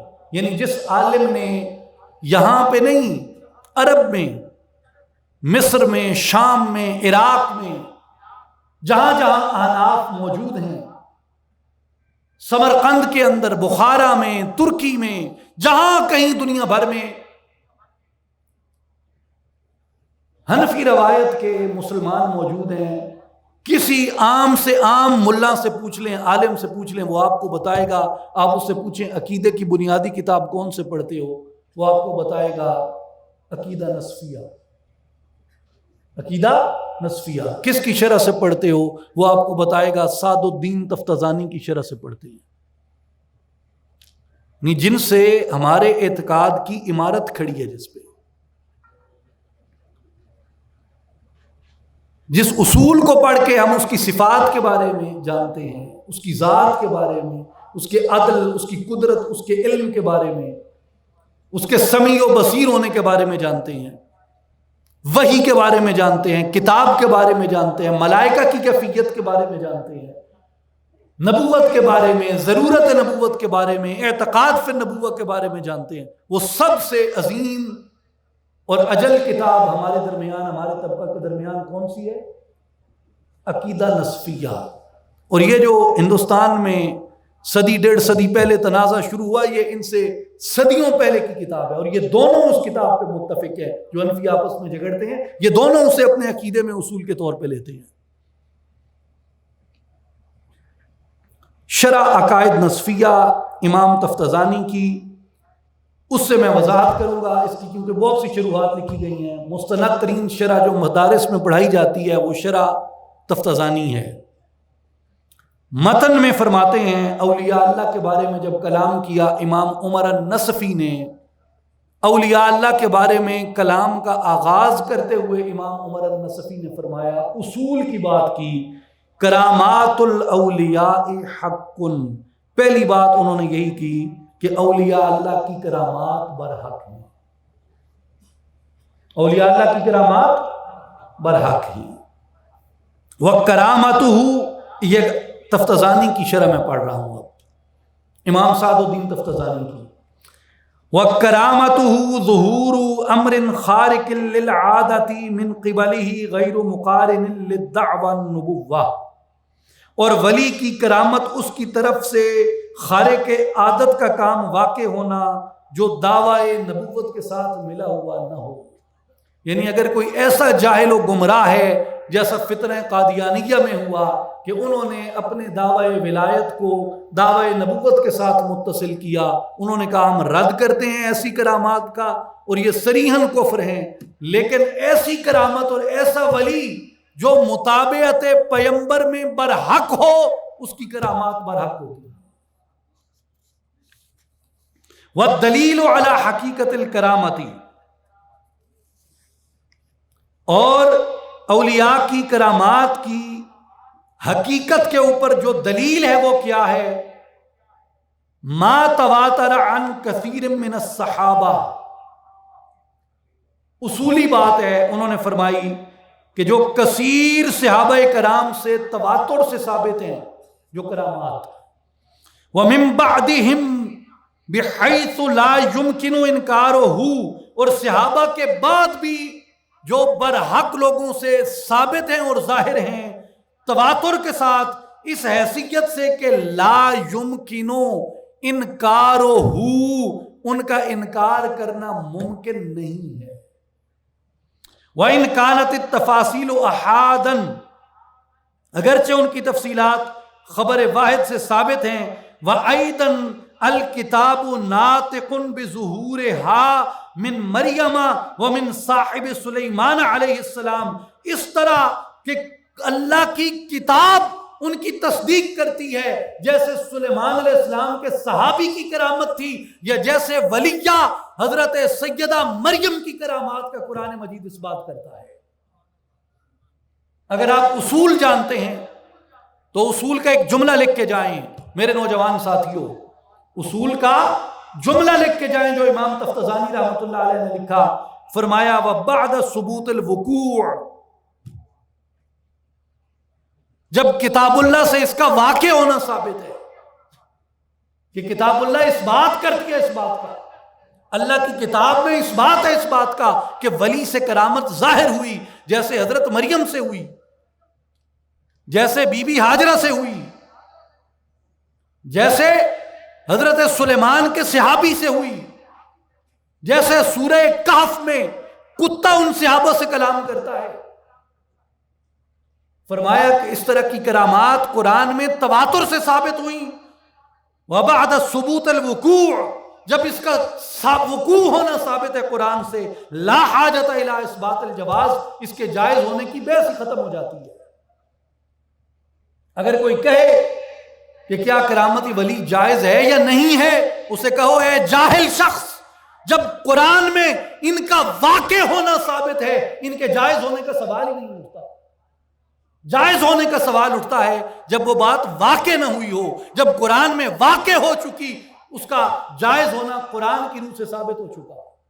لہٰذا اس کے جواز میں، اس کے جائز ہونے یا نہ ہونے کے بارے میں کوئی بحث باقی نہ رہ گئی۔ کرامات کی اقسام کیا ہیں؟ عند الائمۃ العقیدہ، عقیدے کے اماموں کے نزدیک کرامت کی کتنی قسمیں ہیں؟ سنیں امام عمر النصفی کا متن اور اس پہ امام سعد الدین تفتزانی کی شرح۔ مجھے پتہ ہے یہ جو بھاری بھرکم باتیں ہوتی ہیں یہ عوامی باتیں نہیں ہوتی، یہ عوامی باتیں نہیں ہوتی۔ میں جس کرب سے آپ گزر رہے ہیں میں آپ کا کرب سمجھ رہا ہوں، مگر میرے استاد گرامی شیخ القرآن مولانا منظور احمد صاحب قدس سرہ العزیز رحمۃ اللہ علیہ، آپ کا ایک قول ہے، آپ فرماتے تھے عالم دا کم نہیں کہ عوام دی سطح تے آوے، عالم دا کم ہے عوام اپنی جاتے لے آوے۔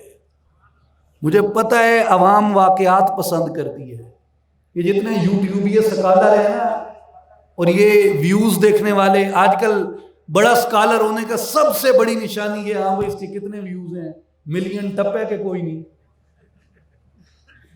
یہ باتیں نہیں ہوتی۔ میں ابھی کچھ آپ کی تسلی کے لیے عرض کر دوں کہ چند ایک واقعات بھی آئیں گے، لیکن ہر وقت آسانی کے پیچھے بھی نہیں جانا چاہیے۔ آسانیوں میں پڑھ پڑھ کے بندہ اصول سے ہٹ جاتا ہے، ادھر سے واقعہ سنا ادھر سے واقعہ سنا۔ علم سیکھیں، مسئلہ سیکھیں۔ فضیلت الگ چیز ہے، مسئلہ الگ چیز ہے، واقعہ الگ چیز ہے، گو کہ یہ آپس میں متصل بھی ہوتے ہیں لیکن سمجھنے میں سیکھنے میں الگ الگ ہوتے ہیں۔ حکایتیں سیکھنا اور بات ہوتی ہے،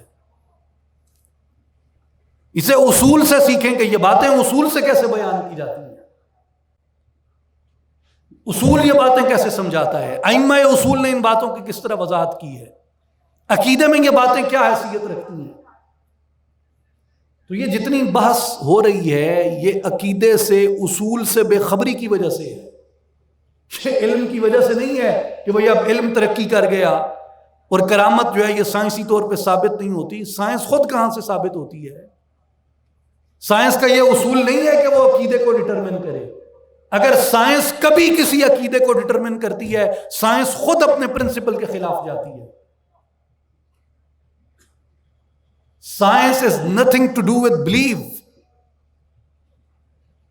اگر سائنس ڈٹرمن کرے کہ عقیدے کو، تو سائنس اپنی نیچر آف جاب سے بھی ہٹ رہی ہے اور اپنے بیسک پرنسپل سے بھی ہٹ رہی ہے. یہ سائنس کا کام نہیں ہے عقیدہ ڈٹرمن کرنا.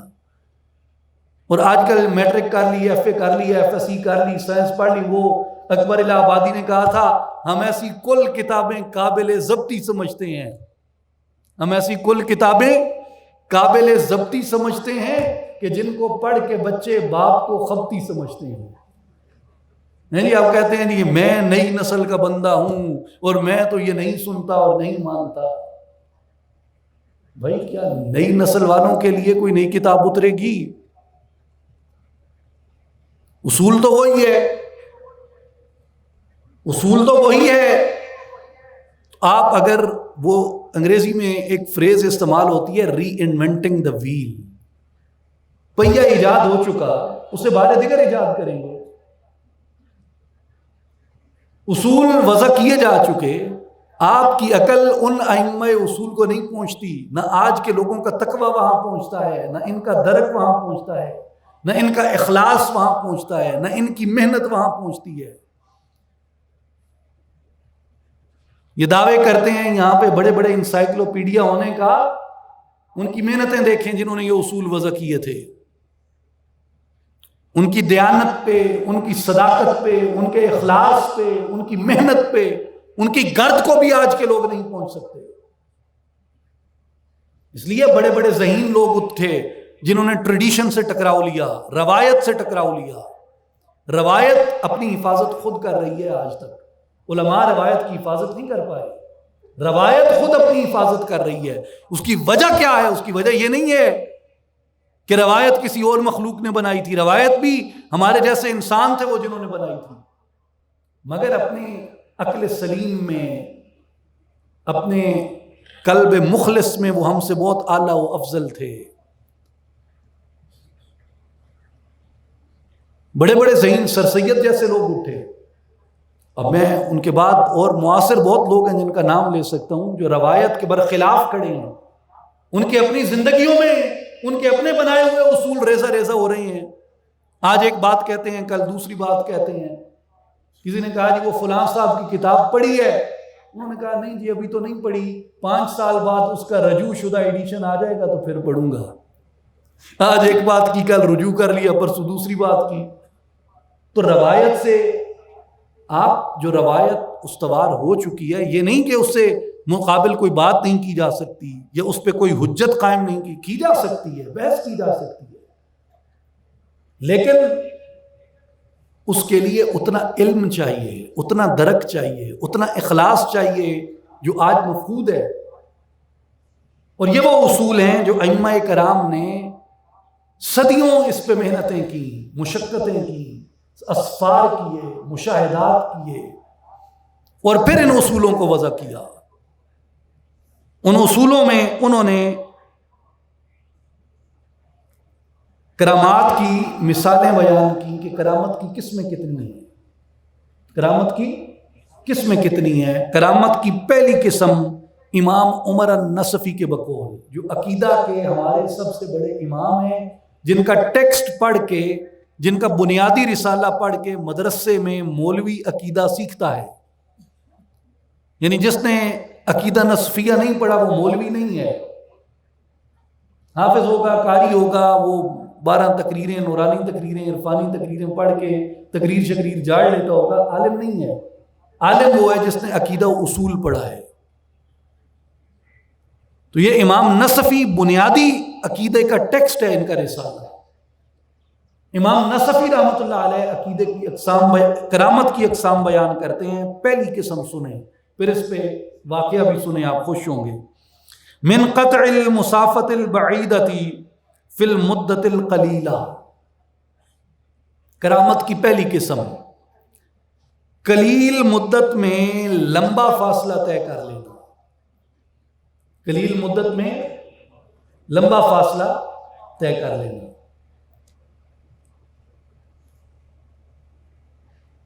اب یہ کرامت کی ایک قسم ہے. اس پہ واقعہ کون سا آپ کے ذہن میں آیا؟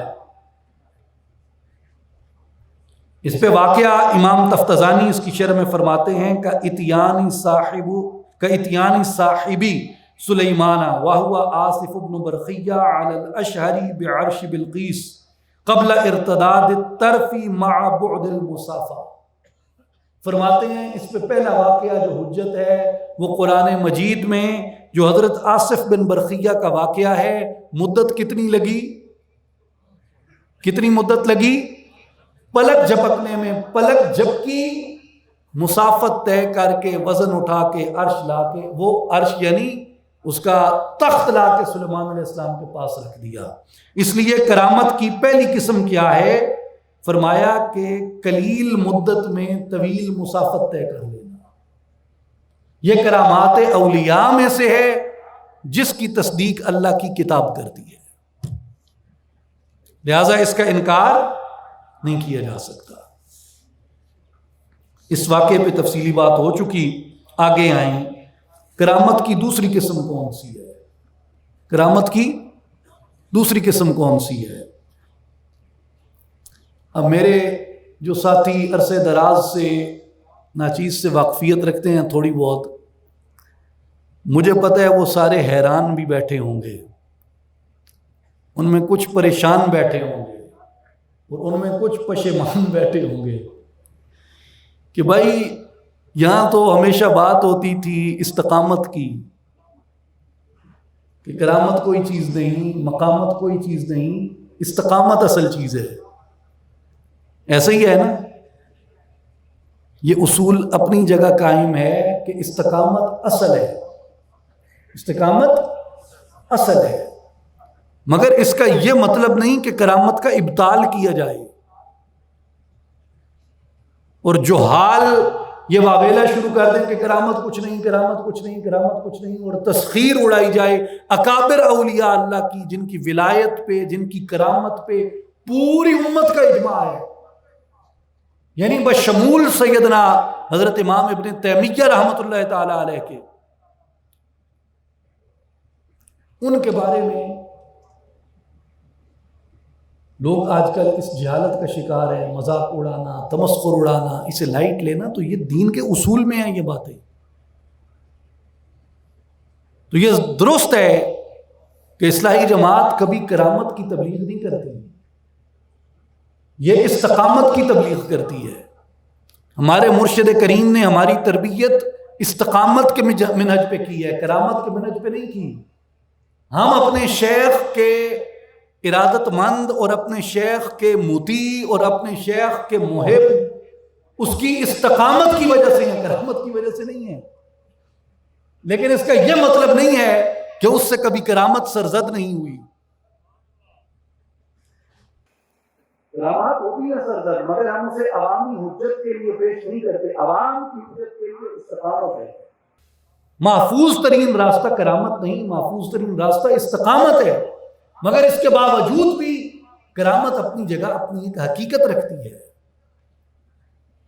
کرامت کی دوسری قسم وَظُهُورُ الطَّعَامِ وَالشَّرَابِ وَاللِّبَاسِ عِنْدَ الْحَاجَةِ، کہ جب ضرورت پڑے، ضرورت کے وقت کھاون دی شیئیں آپے آ ونجن، پیون دی شیئیں آپے آ ونجن، پاون واسطے لباسی آپے آ ونجن. یہ کون بیان کر رہا ہے؟ امام عقیدہ امام عمر النصفی رحمۃ اللہ تعالی علیہ، کہ یہ کرامت کی دوسری قسم ہے.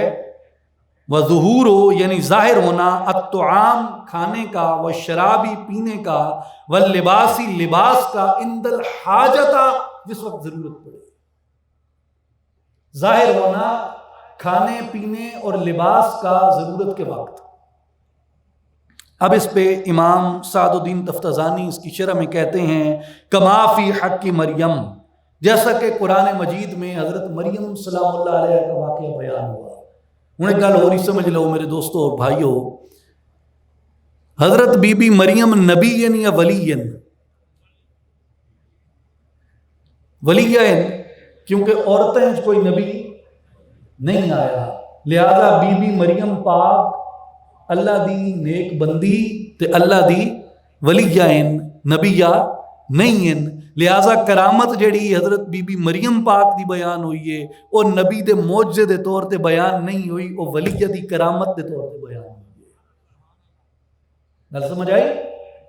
ولیہ دے نام تے قرآن وچ پوری سورت ہے، ولیہ دے نام تے قرآن وچ پوری سورت ہے، تے قرآن وچ بی بی مریم پاک دیاں کئی کرامتاں ہیں جنہاں وچوں میں دو بیان کرے ساں۔ امام تفتزانی فرماتے ہیں کما فی حق مریم، جیسا کہ قرآن میں حضرت مریم کے لیے بیان ہوا، فَإِنَّهُ كُلَّمَا دَخَلَ عَلَيْهَا زَكَرِيَّا الْمِحْرَابَ وَجَدَ عِندَهَا رِزْقًا۔ زکریا علیہ السلام حضرت مریم کے حجرے میں آئے، محراب کے پاس، دیکھا بے موسمی چیزیں کھانے کی پڑی ہیں۔ بھائی ہوں کدائیں اکتوبر انور لٹور لبد ہے نہیں لبدا نا۔ حضرت زکریا علیہ السلام آئے حضرت بی بی مریم پاک کے کمرے میں، دیکھا بے موسمہ تازہ پھل پڑا ہے، حیران ہو گئے۔ قال یا مریم انا لکی ھذا، مریم یہ کیا پڑا ہوئے، یہ تو اس موسم کا پھل نہیں ہے، یہ چیزیں کہاں سے آ گئیں تیرے پاس؟ قالت ہوا من عند اللہ، بی بی مریم کہتی ہیں یہ مجھے میرے اللہ نے عطا فرمائی، یہ مجھے میرے اللہ نے عطا فرمائی ہیں۔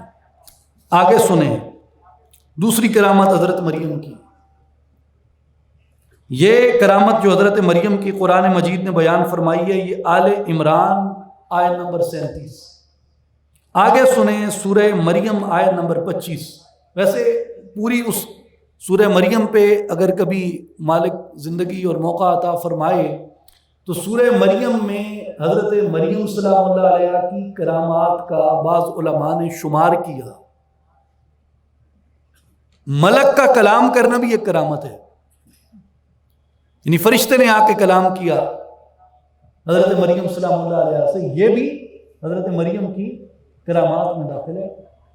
اس طرح اور بھی کئی چیزیں ہیں جو حضرت مریم سلام اللہ علیہ کی کرامات میں داخل ہیں۔ ان میں سے ایک کرامت کیا ہے، وَهُزِّي إِلَيْكِ بِجِذْعِ النَّخْلَةِ تُسَاقِطْ عَلَيْكِ رُطَبًا جَنِيًّا، اور کھجور کے تنے کو اپنی طرف ہلاؤ، تم پہ پکی ہوئی کھجوریں گرنے لگیں گی۔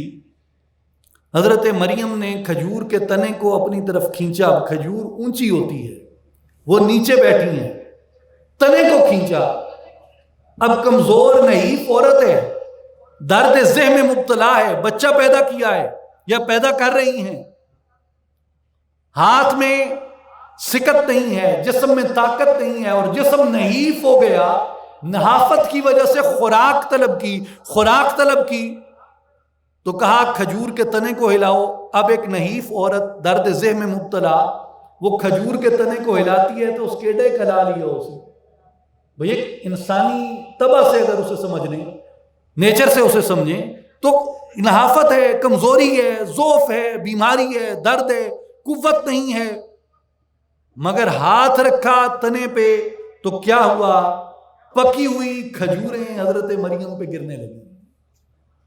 اور کئی علماء نے اس پہ کلام کیا، وَكَانَ ذَلِكَ فِي غَيْرِ أَوَانِ الرَّطْبِ، اور حضرت مریم سلام اللہ علیہ پہ جب وہ کھجوریں گریں وہ پکی ہوئی کھجوروں کا موسم نہیں تھا۔ تو یہ امام عمر النصفی رحمۃ اللہ علیہ نے فرمایا کہ یہ کرامت کی دوسری قسم ہے کہ ضرورت کے وقت کھانا آ جائے، ضرورت کے وقت پانی آ جائے، ضرورت کے وقت لباس آ جائے، اللہ تعالیٰ اپنے اولیاء کو ایسی کرامات عطا فرماتا ہے، اس کی قدرت سے کوئی بعید نہیں ہے۔ مثال اس کی قرآن مجید میں حضرت مریم سے عطا۔ آگے آئیں، والمشی علی الماء، یہ متن ہے عمر النصفی کا۔ کرامت کی تیسری قسم کیا ہے؟ پانی پہ ٹرنا، پانی پہ چلنا، مشیو علی الماء، پانی پہ چلنا۔ آپ نے ہمیشہ اصلاحی جماعت کے مبلغین سے اس کے خلاف ہی سنا ہوگا کہ بھئی پانی پہ چلنا کون سا کمال ہے، ہم بھی یہ کہتے ہیں پانی پہ چلنا کوئی کمال نہیں، مگر یہ نہیں کہ یہ مراتب اولیاء میں سے کوئی رتبہ نہیں ہے، یہ ایک عظیم اور بلند رتبہ ہے، ہر شخص اس کو نہیں پا سکتا۔ اور اس پہ جو حجت پیش فرمائی ہے امام تفتزانی رحمۃ اللہ تعالی علیہ نے اور دیگر اولیاء اللہ نے کہ پانی پر چلنا، اور اس کے بارے میں امام ابن کثیر رحمۃ اللہ تعالی علیہ نے اپنی 2 کتابوں معجزات النبی میں اور البدایہ والنہایہ جو تاریخ ابن کثیر کے نام سے مشہور ہے، اس میں یہ لکھی روایت امام ابو القاسم ہبت اللہ لالکائی نے شرح اصول اعتقاد میں اس روایت کو نقل کیا، احمد ابن حنبل نے کتاب الزہد میں اس کو نقل کیا، اور امام ابو بکر بیہقی نے دلائل النبوہ میں اسے نقل کیا، اور شارح مسلم ابو زکریا یحییٰ بن شرف النووی نے بستان العارفین میں اس روایت کو نقل کیا، اور ابو نعیم الاصبہانی نے حلیت الاولیاء میں اس روایت کو نقل کیا۔ ان حمید بن ہلال او غیرہ ان ابا مسلم الخولانی مر بدجلہ، حمید بن ہلال اور ان کے علاوہ لوگوں سے روایت ہے کہ ابو مسلم خولانی ایک مرتبہ دجلہ کے قریب سے گزرے، وَهِيَ تَرْمِي بِالْخَشَبِ مِن مَدِّهَا، اور دریائے دجلہ طغیانی میں تھا، اتنی طغیانی کہ اس کی لہریں اس پہ تیرنے والے تنکوں کو، لکڑیوں کو اپنے سے باہر پھینک رہی تھیں۔ فَمَشَىٰ عَلَى الْمَاءِ، ابو مسلم خولانی آئے اور کوئی دقت دیکھے بغیر، کوئی کشتی لیے بغیر پانی کی سطح پہ چلنا شروع کر دیا، پانی کی سطح پہ چلنا شروع کر دیا۔ ثم التفت الى اصحابہ، پھر اپنے اصحاب کی طرف متوجہ ہوئے اور کہنے لگے هل تفقدون من متاعکم شیئا فندعو اللہ عز وجل، اگر تمہارے پاس سے کوئی چیز گم ہوئی ہے، یعنی دریا سے میں گری ہے، مجھے بتاؤ، میں اللہ سے دعا کروں گا، دریا تمہاری گری ہوئی چیز تمہیں واپس لوٹا دے گا۔ امام عمر النصفی رحمۃ اللہ علیہ فرماتے ہیں پانی پہ اس طرح چلنا یہ بھی اولیاء کی کرامات برحق میں سے ایک کرامت ہے۔ اور اس کی روایت کے بارے میں امام ابن کثیر نے معجزات النبی میں فرمایا قال البیہقی ھذا اسناد صحیح، کہ امام بیہقی نے کہا ہے کہ اس روایت کی اسناد صحیح ہے، لہذا اولیاء کی یہ کرامات برحق میں سے ہے۔ آگے آئیں، کرامت کی چوتھی قسم۔ اب تک کرامت کی کتنی قسمیں ہو گئی؟ 3۔ کون کون سی؟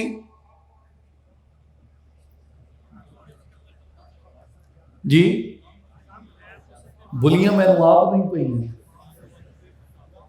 کم وقت میں زیادہ فاصلہ طے کرنا، اور کرامت کی دوسری مثال ضرورت کے ٹائم پہ کھانے پینے اور لباس کی اشیاء کا ظاہر ہو جانا۔ کرامت کی تیسری قسم پانی پہ چلنا۔ امام عقیدہ کے نزدیک کرامت کی چوتھی قسم ہے وَالطَّيْرَانُ فِي الْهَوَىٰ، ہوا میں اڑنا، ہوا میں اڑنا، یہ کرامت کی چوتھی قسم ہے۔ اس کے بارے میں بیان فرماتے ہیں امام تفتزانی نے کہا، اور آگے جو انہوں نے حدیث پاک نقل کی ہے اس حدیث کو امام ترمذی رحمۃ اللہ تعالی علیہ نے جامع الاصول فی احادیث الرسول میں ابن اسیر نے بیان کیا، اور مشکات شریف میں یہ حدیث آئی۔ 3 حوالے میں عرض کر رہا ہوں، مشکات شریف، جامع الاصول اور سنن الترمذی، ان تینوں میں یہ حدیث پاک آئی ہے کہ کما نقل عن جعفر ابن ابی طالب و لقمان السرخسی وغیرہما، انہوں نے بیان کیا جیسا کہ جعفر بن ابی طالب رضی اللہ تعالی عنہ، جو سیدنا امیر المؤمنین علی ابن ابی طالب رضی اللہ تعالی عنہ کے بھائی تھے، معرکہ موتہ میں شہید ہوئے، اور جن کے بارے میں رسول اللہ صلی اللہ علیہ وآلہ وسلم نے یہ ارشاد فرمایا رأیت جعفر یطیر فی الجنۃ مع الملائکہ، حضرت جعفر طیار رضی اللہ تعالی عنہ کو فرشتوں نے جنت میں پروں کے ساتھ پرواز کرتے ہوئے دیکھا۔ اور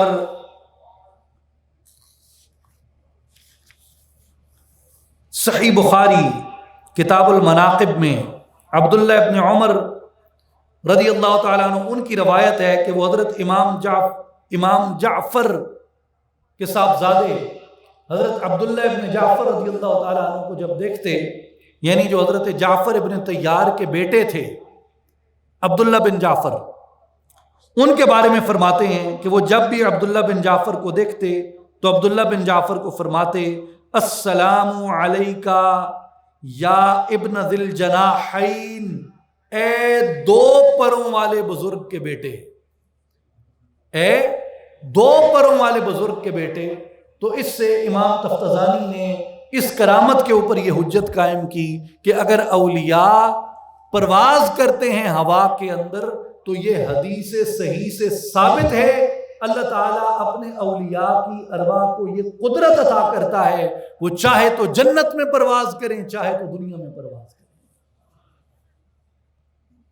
کرامت کی پانچویں مثال امام عقیدہ امام عمر النصفی رحمۃ اللہ علیہ کے نزدیک وَكَلَامُ الْجَمَادِ وَالْعَجْمَا، کلام الجماد والعجما، کہ جماد سے کلام کرنا۔ جماد میں کیا چیزیں آتی ہیں؟ پتھر، لکڑی، یہ جمادات ہیں، جامد اشیاء ہیں۔ والعجما، اور جانوروں سے کلام کرنا۔ اس کے اوپر حدیث صحیح ہے صحیح بخاری میں، صحیح بخاری کتاب المناقب، صحابہ بیان فرماتے ہیں کہ ہم رسول اللہ صلی اللہ علیہ وآلہ وسلم کے ساتھ سفر میں تھے، ایک جگہ پہ پانی ختم ہو گیا، صحابہ حاضر ہوئے، یا رسول اللہ صلی اللہ علیہ وسلم پانی ختم ہو گیا ہے۔ حضور نے فرمایا چند گھونٹ پانی لے کے آؤ، جو بچ گیا ہے چند گھونٹ پانی لے کے آؤ۔ صحابہ گئے، تھوڑا سا پانی بچا ہوا تھا وہ پانی لے آئے۔ رسول اللہ صلی اللہ علیہ وآلہ وسلم نے اپنا دست مبارک پانی میں رکھا، جیسے ہی اپنا ہاتھ پانی میں رکھا تو آپ کے ہاتھ کی برکت تھی، فَلَقَدْ رَأَيْتُ الْمَاءَ يَنْبُعُ مِنْ بَيْنِ أَصَابِعِ رسول اللہ صلی اللہ علیہ وآلہ وسلم فرماتے ہیں کہ حضور کے مبارک ہاتھوں سے پانی کا چشمہ ابل پڑا۔ پھر ہم نے وہاں کھایا پیا، جب کھایا پیا وَلَقَدْ كُنَّا نَسْمَعُ تَسْبِيحَ الطَّعَامِ وَهُوَ يُؤْكَلُ، ہم جب وہاں کھا رہے تھے اور پی رہے تھے تو جو طعام تھا وہ ہمارے سامنے خدا کی تسبیح بیان کر رہا تھا۔ یہ کون بیان کر رہے ہیں؟ حضور کے صحابہ بیان کر رہے ہیں۔ کیا کہ جو کھایا ہم نے طعام، روٹی کس چیز میں آئے گی؟ روٹی پرندہ ہے، کیوں بھائی؟ گھوڑا ہے کہ اسے آپ حیوانات میں گنے، نباتات میں بھی نہیں ہے، جمادات میں ہے، وہ جامد ایک چیز بن گئی، گندھی ہوئی چیز ہے، رزق میں آ گئی۔ تو اس کے بارے میں فرمایا کہ کھانا جب ہم کھا رہے تھے تو وہ کھانا ہمارے سامنے خدا کی تعریف کرتا تھا، خدا کی تسبیح کرتا تھا، ہم نے اپنے کانوں سے سنی۔ صحیح بخاری کتاب المناقب۔ یہ لوگ پڑھتے ہیں، معلوم ہے، لیکن تعصب ہے جو اس کے اقرار سے مانے ہو جاتا ہے، اس کے اقرار پہ نہیں آنے دیتا کہ صحابہ کو اللہ نے یہ کمال عطا کیا تھا متابعت پیمبر کے اندر کہ کھانا تسبیح کر رہا ہے وہ اپنے بشری کانوں سے سن رہے ہیں۔ تو اللہ تعالیٰ اولیاء کو یہ کرامت عطا کرتا ہے کہ وہ جمادات سے کلام کر سکیں، اس کا کلام سن سکیں۔ امیر المؤمنین سیدنا علی ابن ابی طالب رضی اللہ تعالیٰ عنہ آپ فرماتے ہیں، امام بیہقی نے اسے روایت کیا اور امام ترمذی نے اسے روایت کیا، حضرت علی رضی اللہ تعالیٰ عنہ فرماتے ہیں کہ فلا یمر بحجر ولا شجر الا قال السلام علیک یا رسول اللہ صلی اللہ علیہ وسلم وانا اسمعہ۔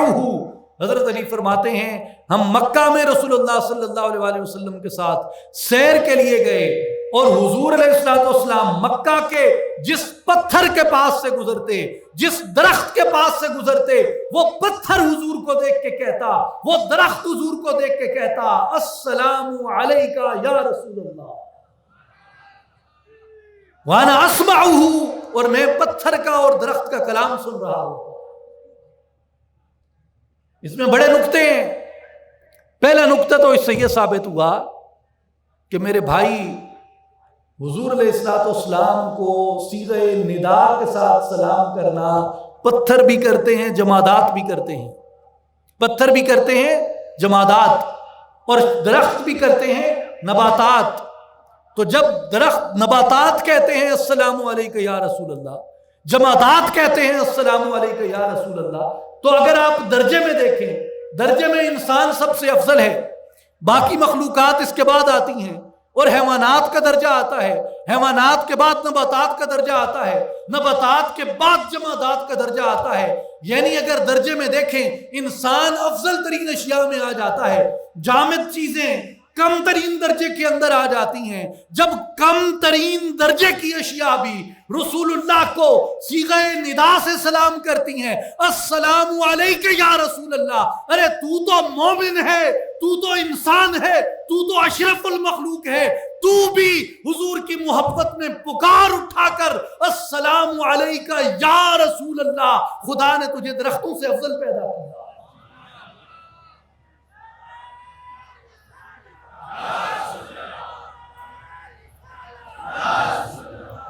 پہلا نقطہ یہ ہوا کہ حضور کو صیغہ ندا سے سلام کیا کریں، اس میں تحقیر نہیں، اس میں بندہ اپنے درجے میں ترقی کر جاتا ہے۔ دوسری بات اس سے یہ معلوم ہوئی کہ شجر اور حجر بے جان نہیں ہیں، شجر اور حجر بے جان نہیں ہے۔ آپ پتھر کے پاس سے گزرتے ہیں، آپ سمجھتے ہیں پتھر بے جان ہے، بول نہیں سکتا، سن نہیں سکتا۔ اللہ نے پتھر کے اندر بھی شعور رکھا، پتھر کو معلوم ہے میرے پاس سے نبی گزر رہا ہے۔ دوسری بات کہ پتھر اور درخت بے جان نہیں ہے۔ تیسری بات کیا ہوئی؟ تیسری بات اس سے یہ معلوم ہوئی کہ مخلوقات کو اللہ نے، سنیں توجہ طلب بات ہے، چاہے درخت ہوں، چاہے پتھر ہوں، گو تھی، ہرنی تھی، چڑیا تھی، شیر تھا، اونٹ تھا، گدھے تھے، گھوڑے تھے، ان سب کو اللہ نے یہ ادراک عطا فرمایا تھا کہ یہ تاجدار کائنات جا رہا ہے۔ کہا شیخ سعدی نے کیسا درست، تو اصل وجود آمدی از نخست۔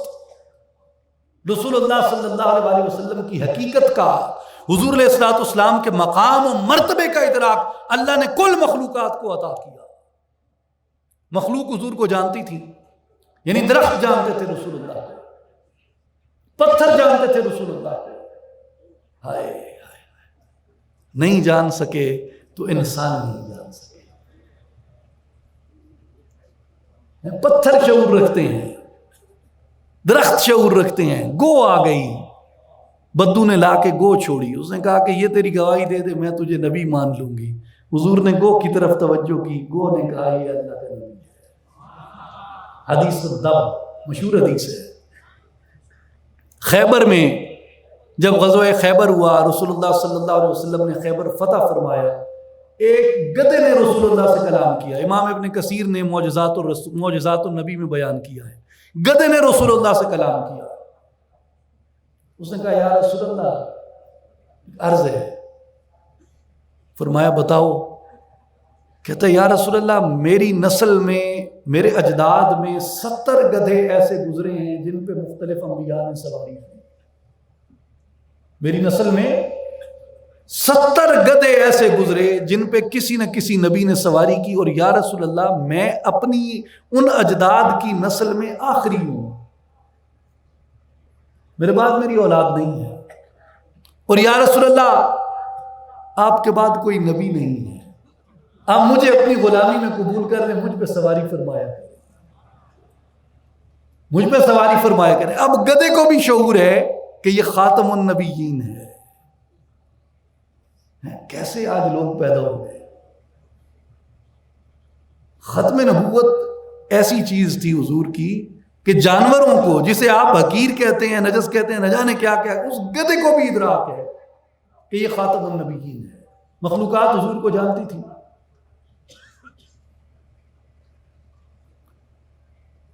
یہ 3 نقطے اس حدیث کے. پہلا نقطہ کہ افضل ترین طریقہ حضور کو سلام کرنے کا یہ ہے کہ جب حضور سے حضوری کی کیفیت نصیب ہو تو پڑھو السلام علیکہ یا رسول اللہ. دوسری بات اسے یہ معلوم ہوئی کہ پتھر اور درخت بے جان نہیں ہیں. تیسری بات اس سے یہ معلوم ہوئی کہ مخلوقات کو حضور علیہ الصلوۃ والسلام کے مقام و مرتبے کا اللہ نے ادراک عطا کیا. چوتھی بات اس سے ایک معلوم ہوئی جو آج کے موضوع کے موافق ہے. چوتھی بات یہ تو مقام نبوت ہو گئے، یہ تینوں معاملات مقام نبوت سے میں آ گئے کہ حضور نبی ہیں، پتھر جانتے ہیں، پتھر پڑھ رہے ہیں السلام علیکم یا رسول اللہ. حضور ہوئے نبی. یہ حدیث کون روایت کرتے ہیں؟ مولا علی، سیدنا علی رضی اللہ تعالیٰ عنہ. حضرت علی نبی نہیں ہیں، حضرت علی ولی ہیں، امام الاولیاء ہیں، امام المتقین ہیں، سلطان ولایت ہیں. ولایت کا دروازہ مولا علی رضی اللہ تعالیٰ عنہ پہ کھلا. اب پتھر بول رہا ہے، درخت بول رہا ہے، حضور پہ سلام بھیج رہا ہے. بظاہر درخت کی زبان نہیں، بظاہر پتھر کی زبان نہیں. لہذا جہاں مقام نبوت پہ سلام ہے کہ جسے دیکھ کے پتھر اور درخت بھی سلام پڑھتے ہیں، وہاں مقام ولایت کو بھی سلام ہے جو پتھروں اور درختوں کی زبان کو بھی سمجھ سکتا ہے. جو پتھروں اور درختوں کی، حجر و شجر کی زبان کو مولا علی کے گوش ولایت سمجھتے ہیں کہ یہ رسول اللہ پہ سلام پڑھ رہے ہیں. اس لیے امام نصفی رحمت اللہ تعالی علیہ نے یہ بیان فرمایا کہ کرامت کی 5ویں قسم یہ ہے کہ جمادات اور جانوروں کے ساتھ اولیاء اللہ کلام کر سکتے ہیں. جانور کا کلام کرنا صحیح بخاری، صحیح مسلم متفق علیہ حدیث ہے. حضرت ابو ہریرہ رضی اللہ تعالیٰ عنہ بیان فرماتے ہیں، صحیح بخاری کتاب المناقب، صحیح مسلم کتاب فضائل الصحابہ. ابو ہریرہ روایت کرتے ہیں بینما رجل یسوق بقرۃ لہ قد حمل علیہا. ایک شخص اپنی گائے پہ بوجھ لاد کے آ رہا تھا، اپنی گائے پہ بوجھ لاد کے آ رہا تھا. التفتت الیہ البقرہ، گائے نے مڑ کے اس کی طرف دیکھا. فقالت، گائے نے اسے کہا، انی لم اخلق لہذا ولکنی انما خلقت للحرث. اس گائے نے کہا، اے شخص، اللہ نے مجھے اس کام کے لیے پیدا نہیں کیا کہ میں تیرا لاد و بوجھ اٹھاؤں، اللہ نے مجھے تیری کھیتی باڑی کے لیے پیدا کیا ہے. فقال الناس سبحان اللہ تعجبا وفزعا. لوگوں نے تعجب کیا، لوگ خوف زدہ ہوئے صحابہ دیکھ کے کہ گائے نے کلام کیا ہے. اور انہوں نے کہا، بقرۃ تکلموا، کیا گائے نے کلام کیا؟ فقال رسول اللہ فإنی أؤمن به وأبو بکر وعمر. حضور نے فرمایا میں ایمان لایا اس بات پہ کہ گائے نے کلام کیا اور اسے ابو بکر اور عمر نے بھی سنا ہے. یہ صحیح بخاری مسلم کے متفق علیہ حدیث ہے. اس لیے امام عمر النصفی کہتے ہیں کہ اولیاء کو اللہ نے یہ صلاحیت عطا کی ہے، وہ پتھر کا کلام بھی سن سکتے ہیں، وہ جانوروں کا کلام بھی سن سکتے ہیں. اور اس کے اوپر تعجب نہیں ہونا چاہیے، سورہ کہف میں اللہ تبارک و تعالیٰ نے واقعہ بیان کیا جہاں کتا اولیاء سے ہم کلام ہوتا ہے، ایک جانور ہے، ایک سگ ہے، مگر اصحاب کہف سے ہم کلام ہوتا ہے۔ تو ایک سگ کے اندر ہم کلامی اولیاء کے ساتھ، یہ قرآن مجید سے ثابت ہے۔ لہٰذا کسی ولی کی ایسی کرامت سنو جس میں جانوروں سے کلام بتایا جائے، جس میں پتھروں سے کلام بتایا جائے، تو اس کا انکار کرنے والا ایسا جاہل ہے جس نے نہ قرآن پڑھا، نہ بخاری پڑھی، نہ مسلم پڑھی۔ اگر وہ انکار کرتا ہے تو پھر اس سے پوچھو بخاری کے بارے میں تیری کیا رائے ہے، مسلم کے بارے میں تیری کیا رائے ہے، اور کتاب اللہ کے بارے میں تیری کیا رائے ہے۔ اگر کوئی شخص اولیاء کی ایسی کرامت کا مذاق اڑائے۔ اس کے بعد کرامت کی 7ویں مثال امام عمر النصفی کے بقول، واندفاع المتوجہ من البلاء وکفایت المہم عن الاعداء وغیر ذلك من الاشیاء۔ یہ عقیدہ نصفیہ کی عبارت ہے۔ اس میں فرمایا اور پیش آنے والی مصیبت کا دور ہونا۔ کسی پہ مصیبت آ پڑی، کسی پہ مصیبت آ پڑی، فرمایا اولیاء کو اللہ نے یہ کرامت عطا کی ہے کہ واندفاع المتوجہ من البلاء، وہ مصیبتوں کو دور کر دیتے ہیں، مصیبتوں کو دور کر دیتے ہیں۔ وکفایت المہم عن الاعداء، اور دشمنوں کی طرف سے ہونے والے نقصان سے محفوظ کر لیتے ہیں، دشمنوں کی طرف سے ہونے والے نقصان سے محفوظ کر لیتے ہیں۔ وغیر ذالک من الاشیاء، اور اس طرح کی دیگر اشیاء پہ بھی اللہ نے انہیں تصرف عطا کیا ہے۔ کہتے ہیں جی مشکل کشا اللہ کی صفت ہے، بندہ کیسے مشکل کشا ہو گیا؟ تو آپ بھائی بنیادی بات ہے، یہ مجاز مرسل ہے، حقیقتاً مشکل کشا اللہ ہے، حقیقتاً مشکل کشا اللہ ہے، مگر اللہ نے اپنی قدرت سے، اپنے انتخاب سے اس بندے پہ راضی ہو کے اس بندے کو چن لیا اور اسے یہ تصرف باطنی، تصرف ملکوتی، تصرف لدنی عطا کر دیا۔ وہ اس بات پہ اللہ کی قدرت سے اس بات پہ قادر ہوا کہ لوگوں کو اگر مصیبت لاحق ہو جائے تو انہیں مصیبت سے بچا لیتا ہے، دشمن غالب آنے لگے ان پہ تو وہ دشمنوں سے ان کو محفوظ کر دیتا ہے۔ اس پہ جو حجت قائم کی ہے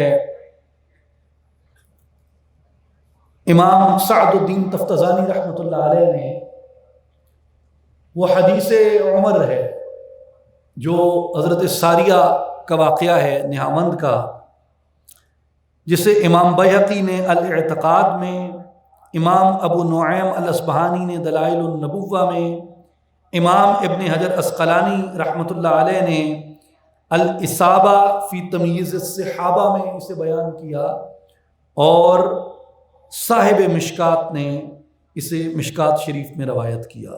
جو میں الفاظ آپ سے روایت کر رہا ہوں امام سعد الدین تفتزانی کے جو الفاظ ہیں وہ مختصر ہیں، جو پوری روایت ہے مشکات شریف کی وہ میں آپ سے عرض کر رہا ہوں اختصار سے۔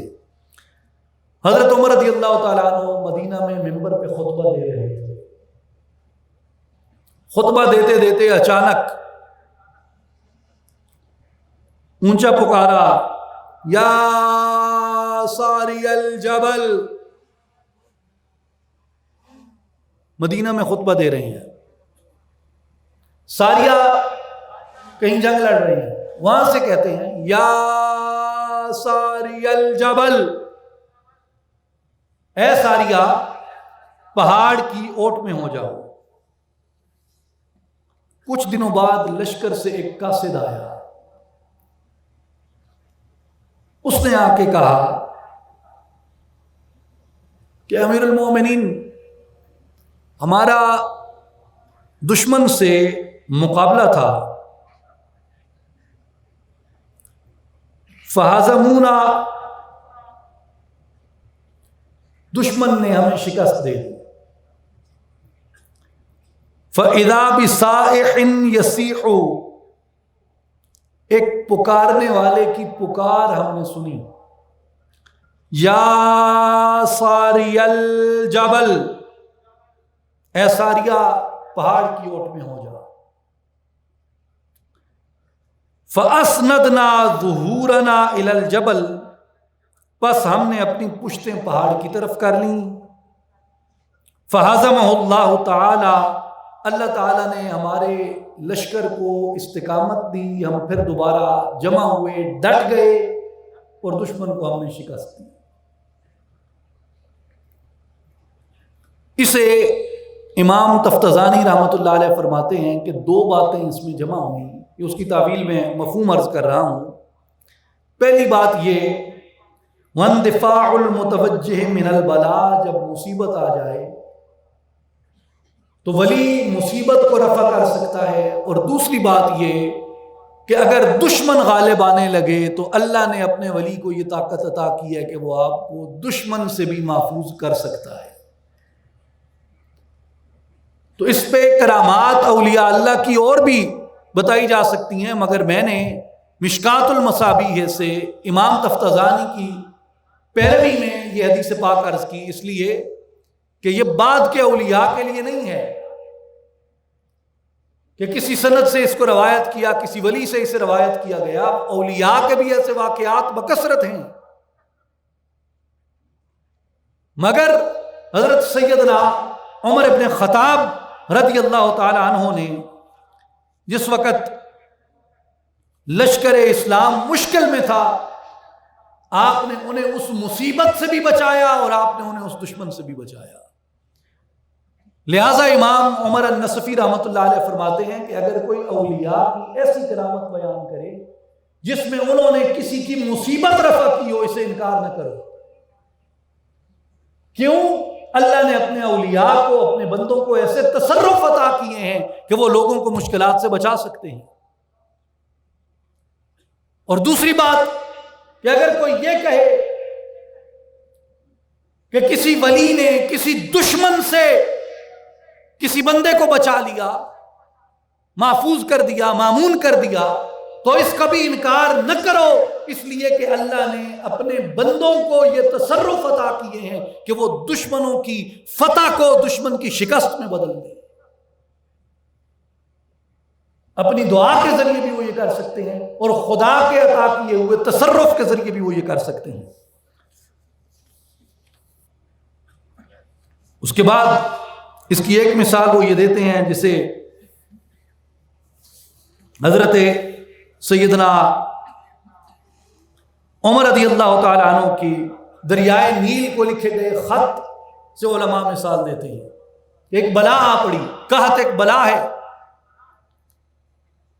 یعنی جب آپ درود تاج پڑھتے ہیں اس میں آقا پاک علیہ الصلوۃ والسلام کی صفت ہے کہ دافع البلاء والوباء والقحط والمرض والالم، اور جمیع امہ کا اس بات کے اوپر اجماع ہے کہ رسول اللہ صلی اللہ علیہ وآلہ وسلم دافع بلا ہے، حضور کے وسیلے سے بلائیں ٹلتی ہیں. حضور دافع وبا ہے، حضور کے وسیلے سے وبائیں ٹلتی ہیں. حضور قحط ٹال دیتے ہیں، حضور علم ٹال دیتے ہیں، حضور بیماریاں ٹال دیتے ہیں. حضور کے وسیلے سے اللہ شفا عطا کرتا ہے.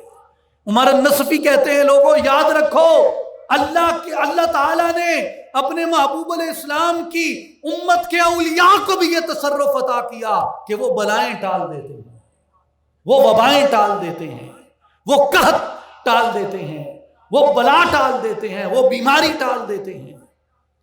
جب مصر میں قحط آیا تو لوگوں نے وہاں ہیومن سیکریفائس کی ایک رسم تھی، یعنی انسانی قربانی، انسانوں کو قربان کرتے تھے. جیسے یہاں ہندوستان میں بھی یہ عام تھا کہ وہ دیوی دیوتاؤں پہ چڑھاوا انسانی چڑھاتے تھے. تو وہاں سے حضرت عمر کو خط آیا کہ لوگوں میں یہ رسم ہے کہ جب دریائے نیل خشک ہوتا ہے